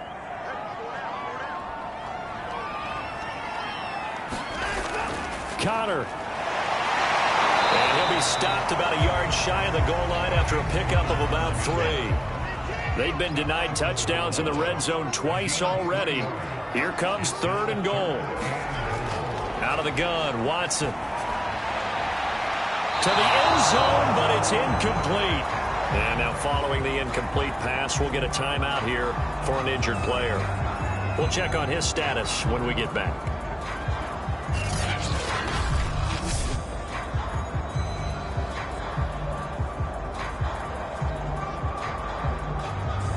The offense is staying out there. Here we go on fourth and goal from the 1. They will indeed snap it to Watson. Open man is Cooks. He's got it. Touchdown, Texans. Brandon Cooks, his 4th touchdown on the year. And the Texans have taken the lead. Big 4th down conversion for the score, and the defense, that is a tough pill to swallow. Big time for them. How about them just deciding to go for it on 4th down? And, okay, forget the field goal, because that looked like an easy 3 points.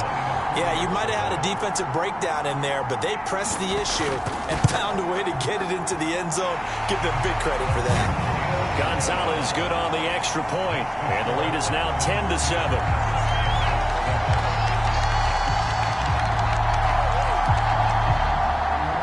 Out is the kickoff unit as they run up and send this one away.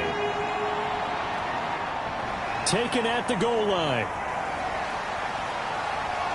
And he'll be tackled just shy of the 25.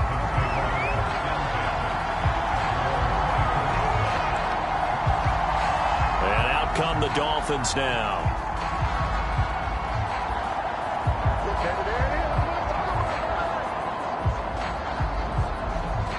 And the Dolphins now with a 1st and 10 at their own 24. And he'll give it here to his running back. And a short gain there as he'll get it up only to about the 24. It was Justin Houston who got him down.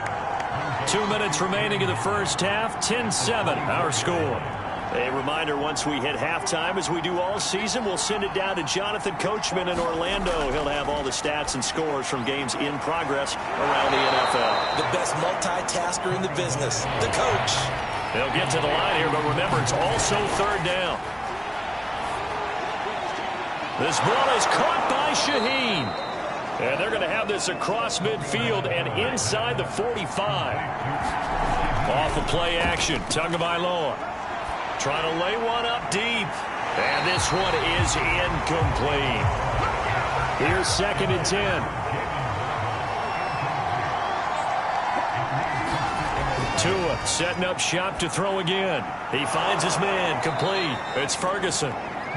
They get 6. That'll leave them with 3rd and 4.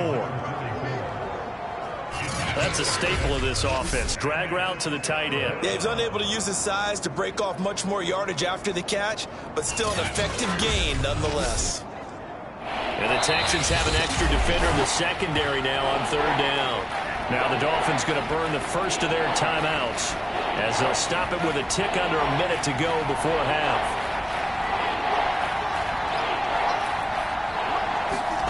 Tua sets up to pass it. And this is caught. It's Parker. And he is going to have the Dolphins' 1st down. They needed 4. He doubled that. He wound up getting 8.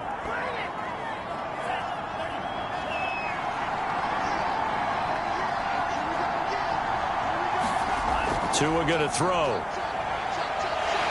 Nowhere to turn here, and he's going to go down. Back at about the 37-yard line.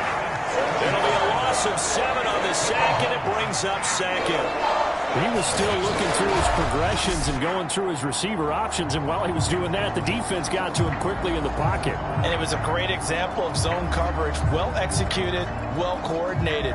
All the receivers were covered, and he couldn't evade the rush back in the pocket. So 2nd and long, and got to be careful not to fall out of field goal range. Another try after the first down sack. Tua throwing for his running back, and he's got him complete.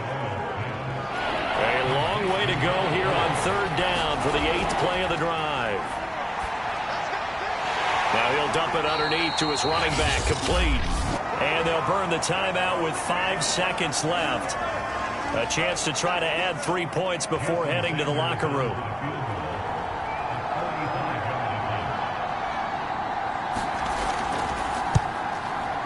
The kick by Sanders is good. And that will tie things up as we head toward halftime.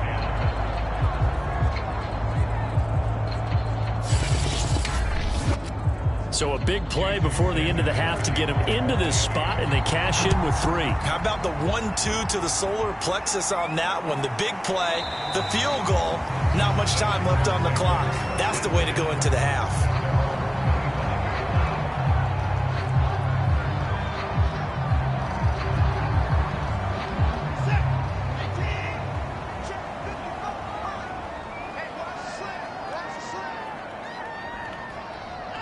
The final second ticks by, and that's going to do it for the first half of play.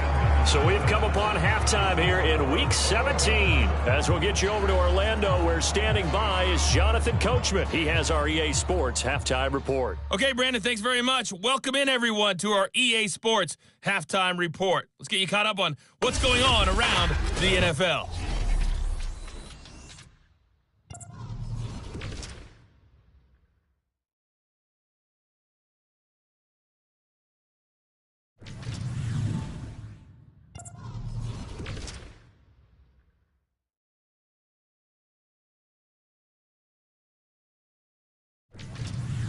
Lastly, let's check on one final game for you.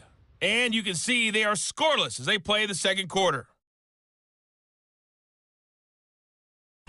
Meanwhile, in our game, it's been as tight as we expected, all tied through one half of play. For the call of the second half, let's get it back to Brandon Gaudin and Charles Davis.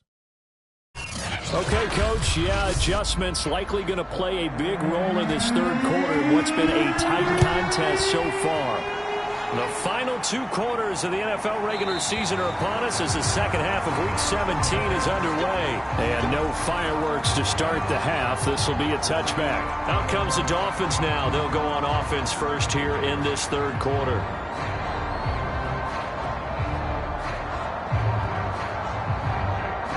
Tagovailoa and the Dolphins come up 1st and 10 at their own 25-yard line.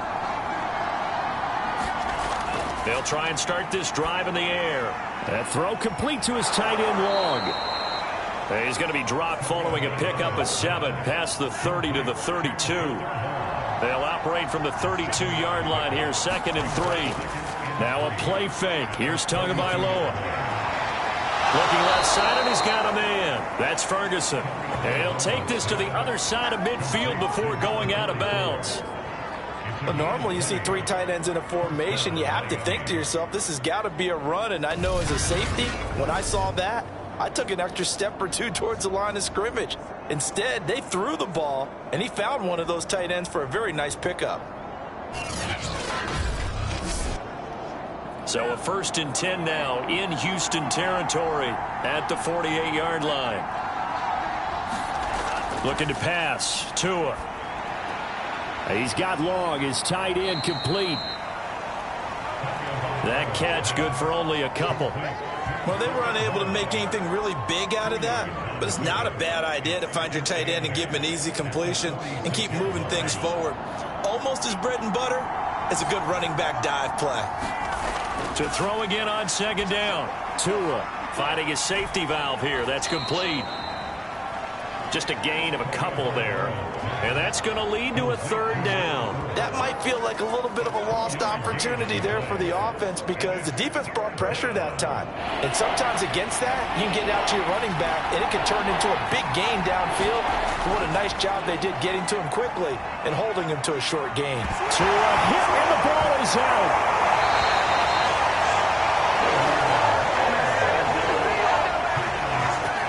Offensively lucky they were able to keep the football, but now fourth down, so they'll have to boot it away.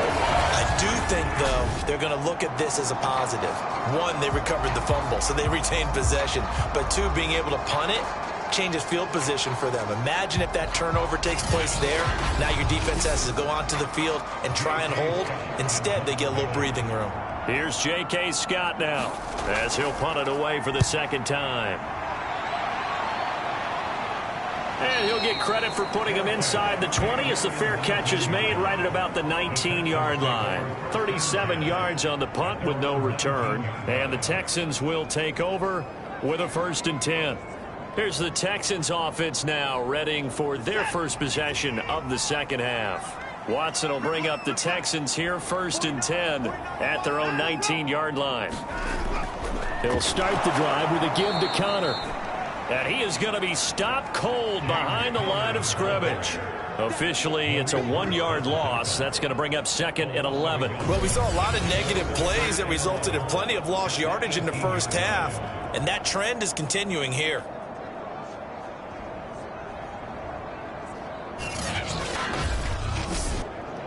A loss of a yard there to start out. That leads to a 2nd and 11.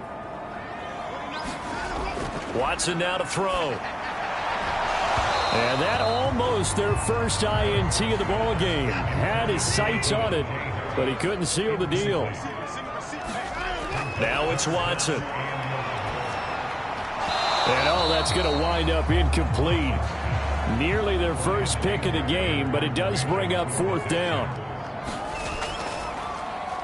On to punt now, Anger, as he boots this one away. So just a 3-yard return following a punt of 45. And it'll be Dolphin football. Out comes the Miami offensive unit now. They get set to take over. The crowd may be losing just a little bit of the edge after back-to-back punts. They want some big plays. They want to see some offense. They want to see somebody break away, whether it's through the air or on the ground. Now it'll be interesting to see where the patience is on both sides. Each head coach, can you hang in there and not try and force something that could put your team in some jeopardy? They fake the handoff. Now Tua. And that'll be incomplete. Took a pretty good shot as he tried to pull that one in. Couldn't hang on, 3rd down.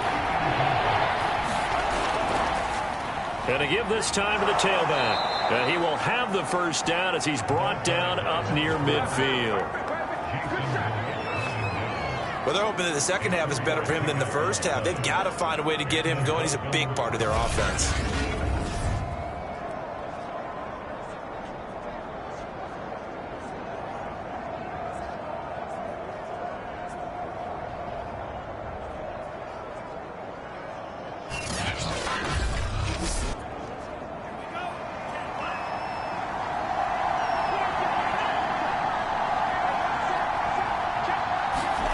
Setting to throw on first down is Tua. Able to find Shaheen here. And he's going to get a solid gain of 9 before being brought down. 2nd and right at a yard.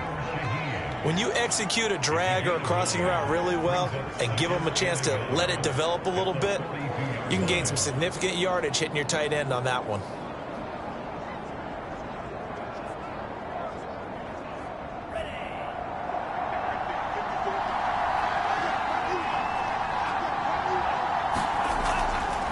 Now a handoff here to his running back.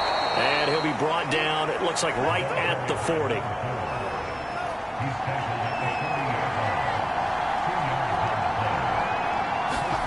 Tua now on first down. He's going to flip that out to the flat. It's complete.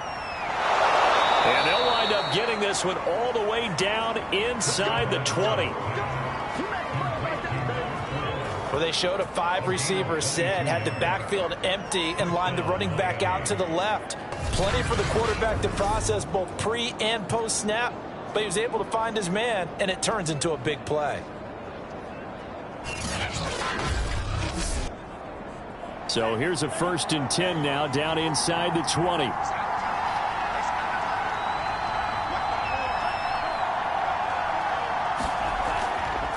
On the handoff, it's Gaskin.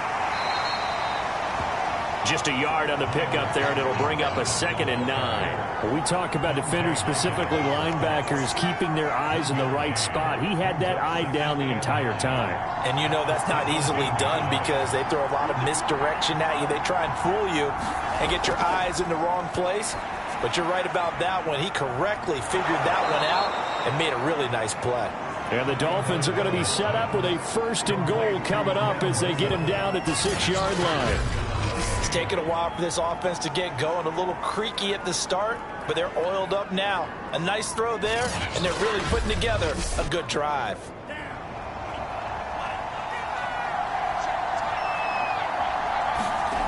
From the gun, it's Tua. That is caught by Waddle. Touchdown, Miami.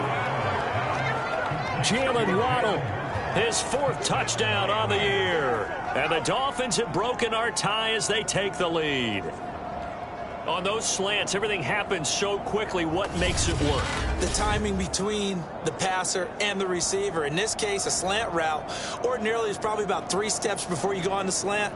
In this amount of time, I think it was a 2-step deal. Boom, put his foot in the ground and got inside for the pass. Got inside for the pass, got inside for the catch and the score. Sanders now to add the extra point. He's got it as they go up by a total of 17-10. A good drive that time as they go 9 plays in all. And it winds up in 6 points for the Dolphins.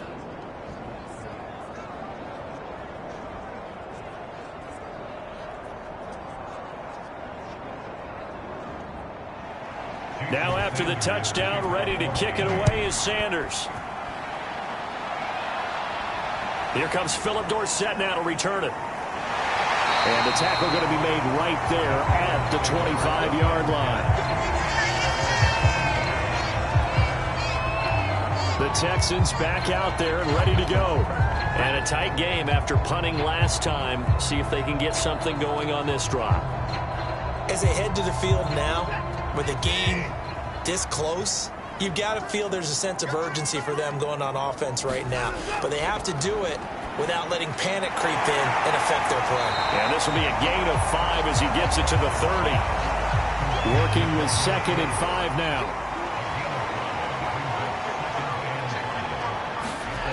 Watson off play action. And he's got his target, Harris. And able to get this one across the 45 before he's brought down. The goal for any offense versus his own defense, find the holes where guys are available and put the ball on the receiver before any defender can step up and fill it. They did it well there. Perfectly executed crossing route.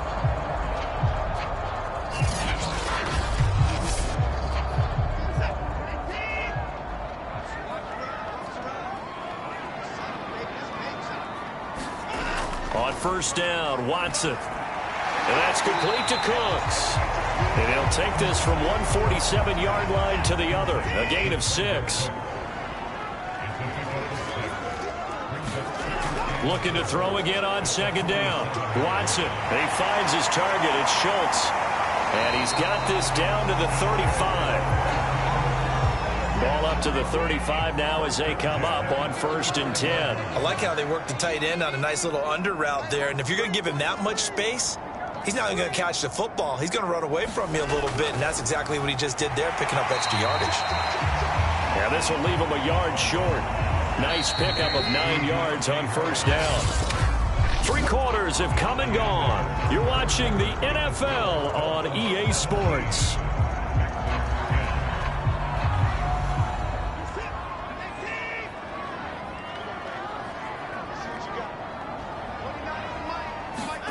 Throwing again on 2nd down.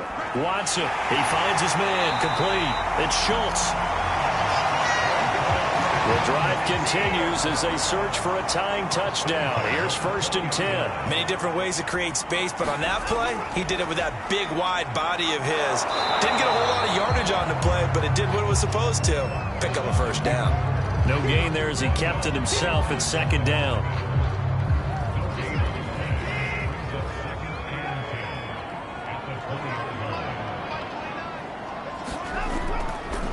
Watson going to keep it again. And he is going to lose yardage here. That'll wind up as a loss on the play, so now they're staring at a 3rd down and 12. I don't think there's any doubt that if it's me, I'd be really cautious about continuing to call this play because you got to know, defenders, if they get a free shot at the QB, they want to take it, and they want to take it big. And they got it there on the option play for a loss. A long way to go here on 3rd down for the 8th play of the drive. To throw is Watson. And this pass broken up. And the contact well timed there. And now 4th down. It's been clear in this matchup which side has been the more physical one. It's been this defense. And here's another example on that last play.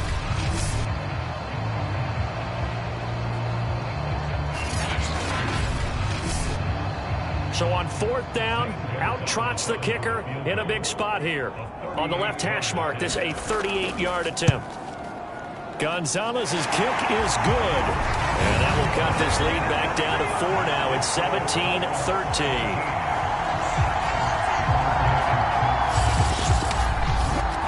So an interesting call there to take the 3. I mean, I guess they're thinking that their hands were tied, but, 4th quarter, that field goal might not help them that much in the end. Yeah, eventually they're going to need the touchdown. The thinking must have been they didn't feel confident about picking it up there, hoping maybe on defense they can get better field position, get a turnover, get a better play, and then they'll have a chance to attack the end zone.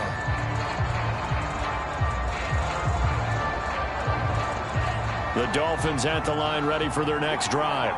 They have the lead, obviously, late in the game. I guess the good news for them is if for some reason they would make a mistake, a field goal does the opposition no good. Everyone loves to have a little bit of a cushion, and that helps you immeasurably. But the bottom line is, do all the things that you're taught in order to close out the game. Don't even let that become an issue. Yeah, but still a one-possession game. This one not fully over yet.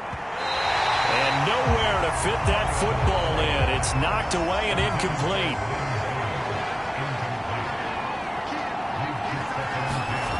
On 2nd and 10, Tua. He'll get this complete to his running back, Bowden. 4 yards the gain, and it'll bring up a 3rd down. Tagovailoa working out of the gun. Shaheen, the tight end, on the right side. And he is going to have the Dolphins' 1st down as they're able to get the 3rd down conversion.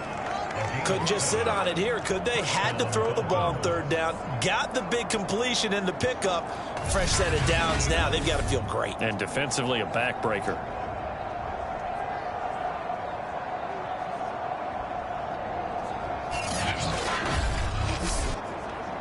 Couple of 1st downs to kick off the drive. Here's 1st and 10 up at the 46. They'll look to throw again. He's going to flip one out here to his running back. And he's out of bounds just before the midfield stripe at the 49. 3 yards the gain there, 2nd down. Hands it off out of the gun. Takes to midfield, but no further. Just a yard there. The Dolphins on 3rd down. They're hitting at 60%, 6 out of 10 thus far. This will be 3rd and 5.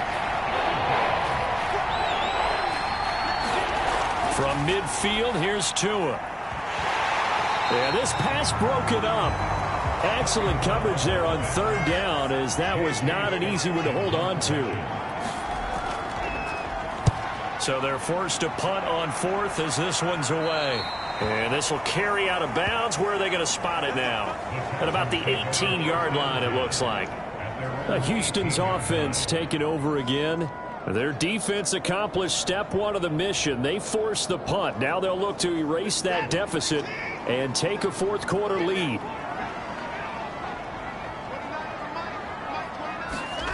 Watson on 1st down. And this will be swung out here for counter. And they'll bring him down here up at about the 22-yard line. They'll contain him to just 4. Second down.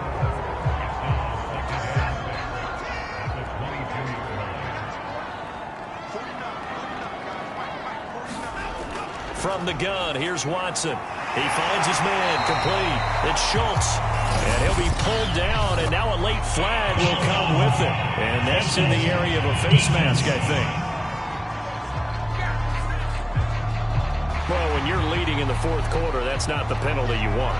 Not at all, and now your discipline comes into question. Having poise this stage of the game, you can't have those kind of plays. And now it's 1st and 10. A big mistake, especially when you factor in the personal foul yardage. Watson. He'll dump this one off to Connor. They'll contain him to just 4. Second down.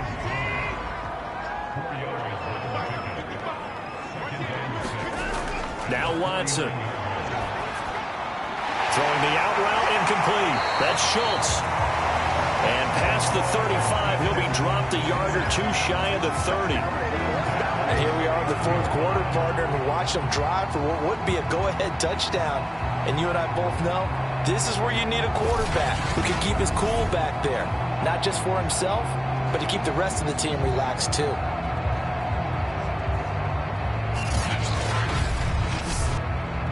Line of scrimmage, the 31 now on 1st and 10.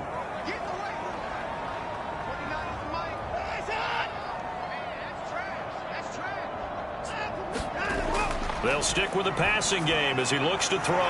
He finds his man, complete. That's Schultz. Give him 9 there on the first down completion. From the 22, Watson. Open man here is Conklin.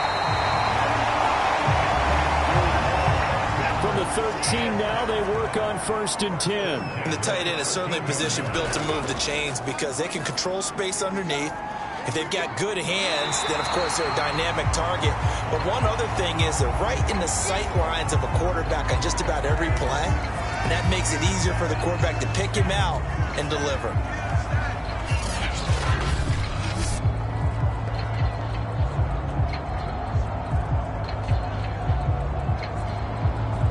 So not quite a 1st and goal just yet as they come up now 2nd and inches. Here's Watson. Quick hitter here, it's complete.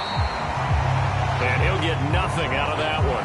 So back-to-back plays, each get nothing. And that'll bring up what looks to be a 3rd and inches. Can't be more than a half a foot. Fourth quarter, down to the final 2 minutes. And we've got a 1-score game. So it's Texans football as we welcome you back. They face a critical 3rd down now, needing a score here in the late going. Back to throw. Watson. Touchdown, Texans. Tyler Conklin, his 5th touchdown now on the year. And the Texans have retaken the lead. And touchdown and congratulations and 0 relaxation ahead of them, right? Way too much time on the clock for them to start celebrating. Yeah, part 1 is done, but now on the sideline, you can already see them scrambling down there. They're getting those defensive guys ready. Yes, you have to get those guys ready, and you also have to talk to your special teams guys. Make sure the kickoff is exactly what you want and cover it well. They get one more as the extra point's up and good. So it's now a 3-point game here in the closing stages as a field goal now can only tie it.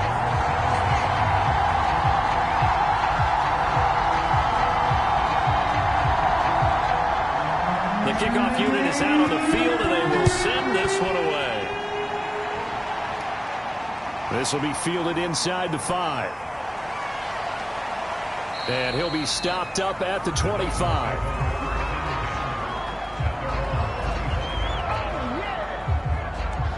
So Tua and the Dolphins down 20-17.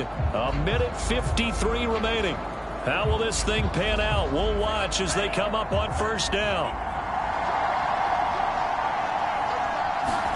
Tua to throw. Tua hit and the ball is out. And the Texans scoop it. And they'll have great field position here as the ball will be at the 15-yard line. Well, that simply is a missed opportunity. They're in position. If they take the ball downfield and score, they got a chance to win the game. Instead, they cough it up.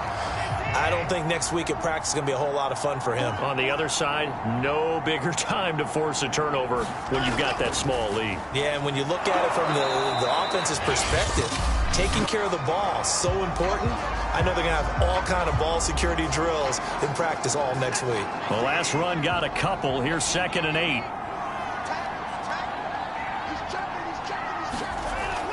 Again, a run with Connor. And he'll be taken down here at about the 11. The Dolphins going to take their second timeout as they'll head to the sideline and talk over what to do next.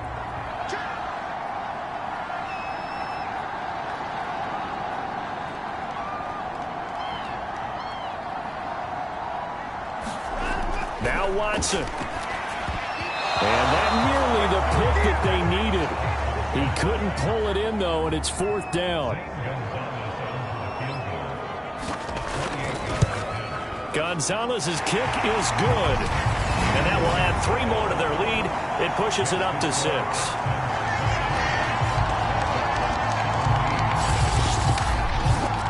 So that gets him a little bit of breathing room, but not much. And you have to think back to the field goal that he missed earlier. This would be a 2-score game right now if he had converted then. And if you and I are thinking about it, you know he is as well, because in the back of his mind, he's thinking, I hope I get one more shot in an important spot. He just made that one. He wants one more later to truly make up for the earlier miss. Out comes the Dolphin offense now as they get set to take over here. And last time they coughed it up, led to a field goal. They're fortunate that it only led to a field goal, but still, they're not happy about it. Could you sense the relief, though, when they only gave up the field goal and they were able to trot back out on the field and start this drive? A little more pep in their step because they didn't cost their team a touchdown, but they know they've got to do it a lot better than they did on the last possession. The coach will just be relieved, though, if they recoup with a score here, right? I think the coach will be ecstatic to see them pick themselves back up and now take it downfield, punch in the end zone without turning it over. So from the 36 now, 1st and 10. And he can't get a throw away. He's taken down. Tua going to try and go quickly here. Now Tua. And his throw's going to be incomplete.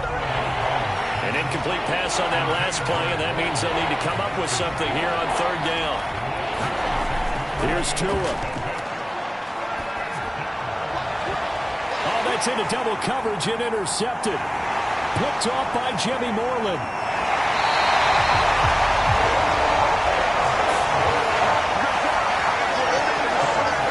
When you talk about making winning plays, that is a winning play at this stage of the game. To come up with that interception, huge. I like how you identified that, because most people think winning plays are the offense trying to get it done. In this case, nursing a lead, they found a way to make a play on that side of the ball and maybe finish things off.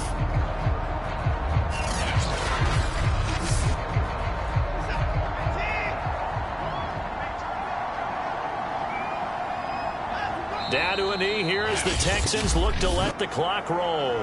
Now the Dolphins will use the last of their timeouts as they'll stop it with 11 seconds remaining in the ball game. And they take a knee.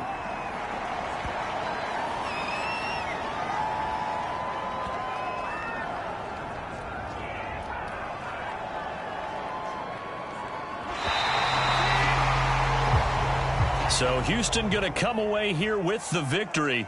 And it took a big 4th quarter to do it, but bottom line, they got the job done. Yeah, it is the bottom line, isn't it? A few anxious moments along the way, though, a few sweaty palms, not just for the team, but for their fans.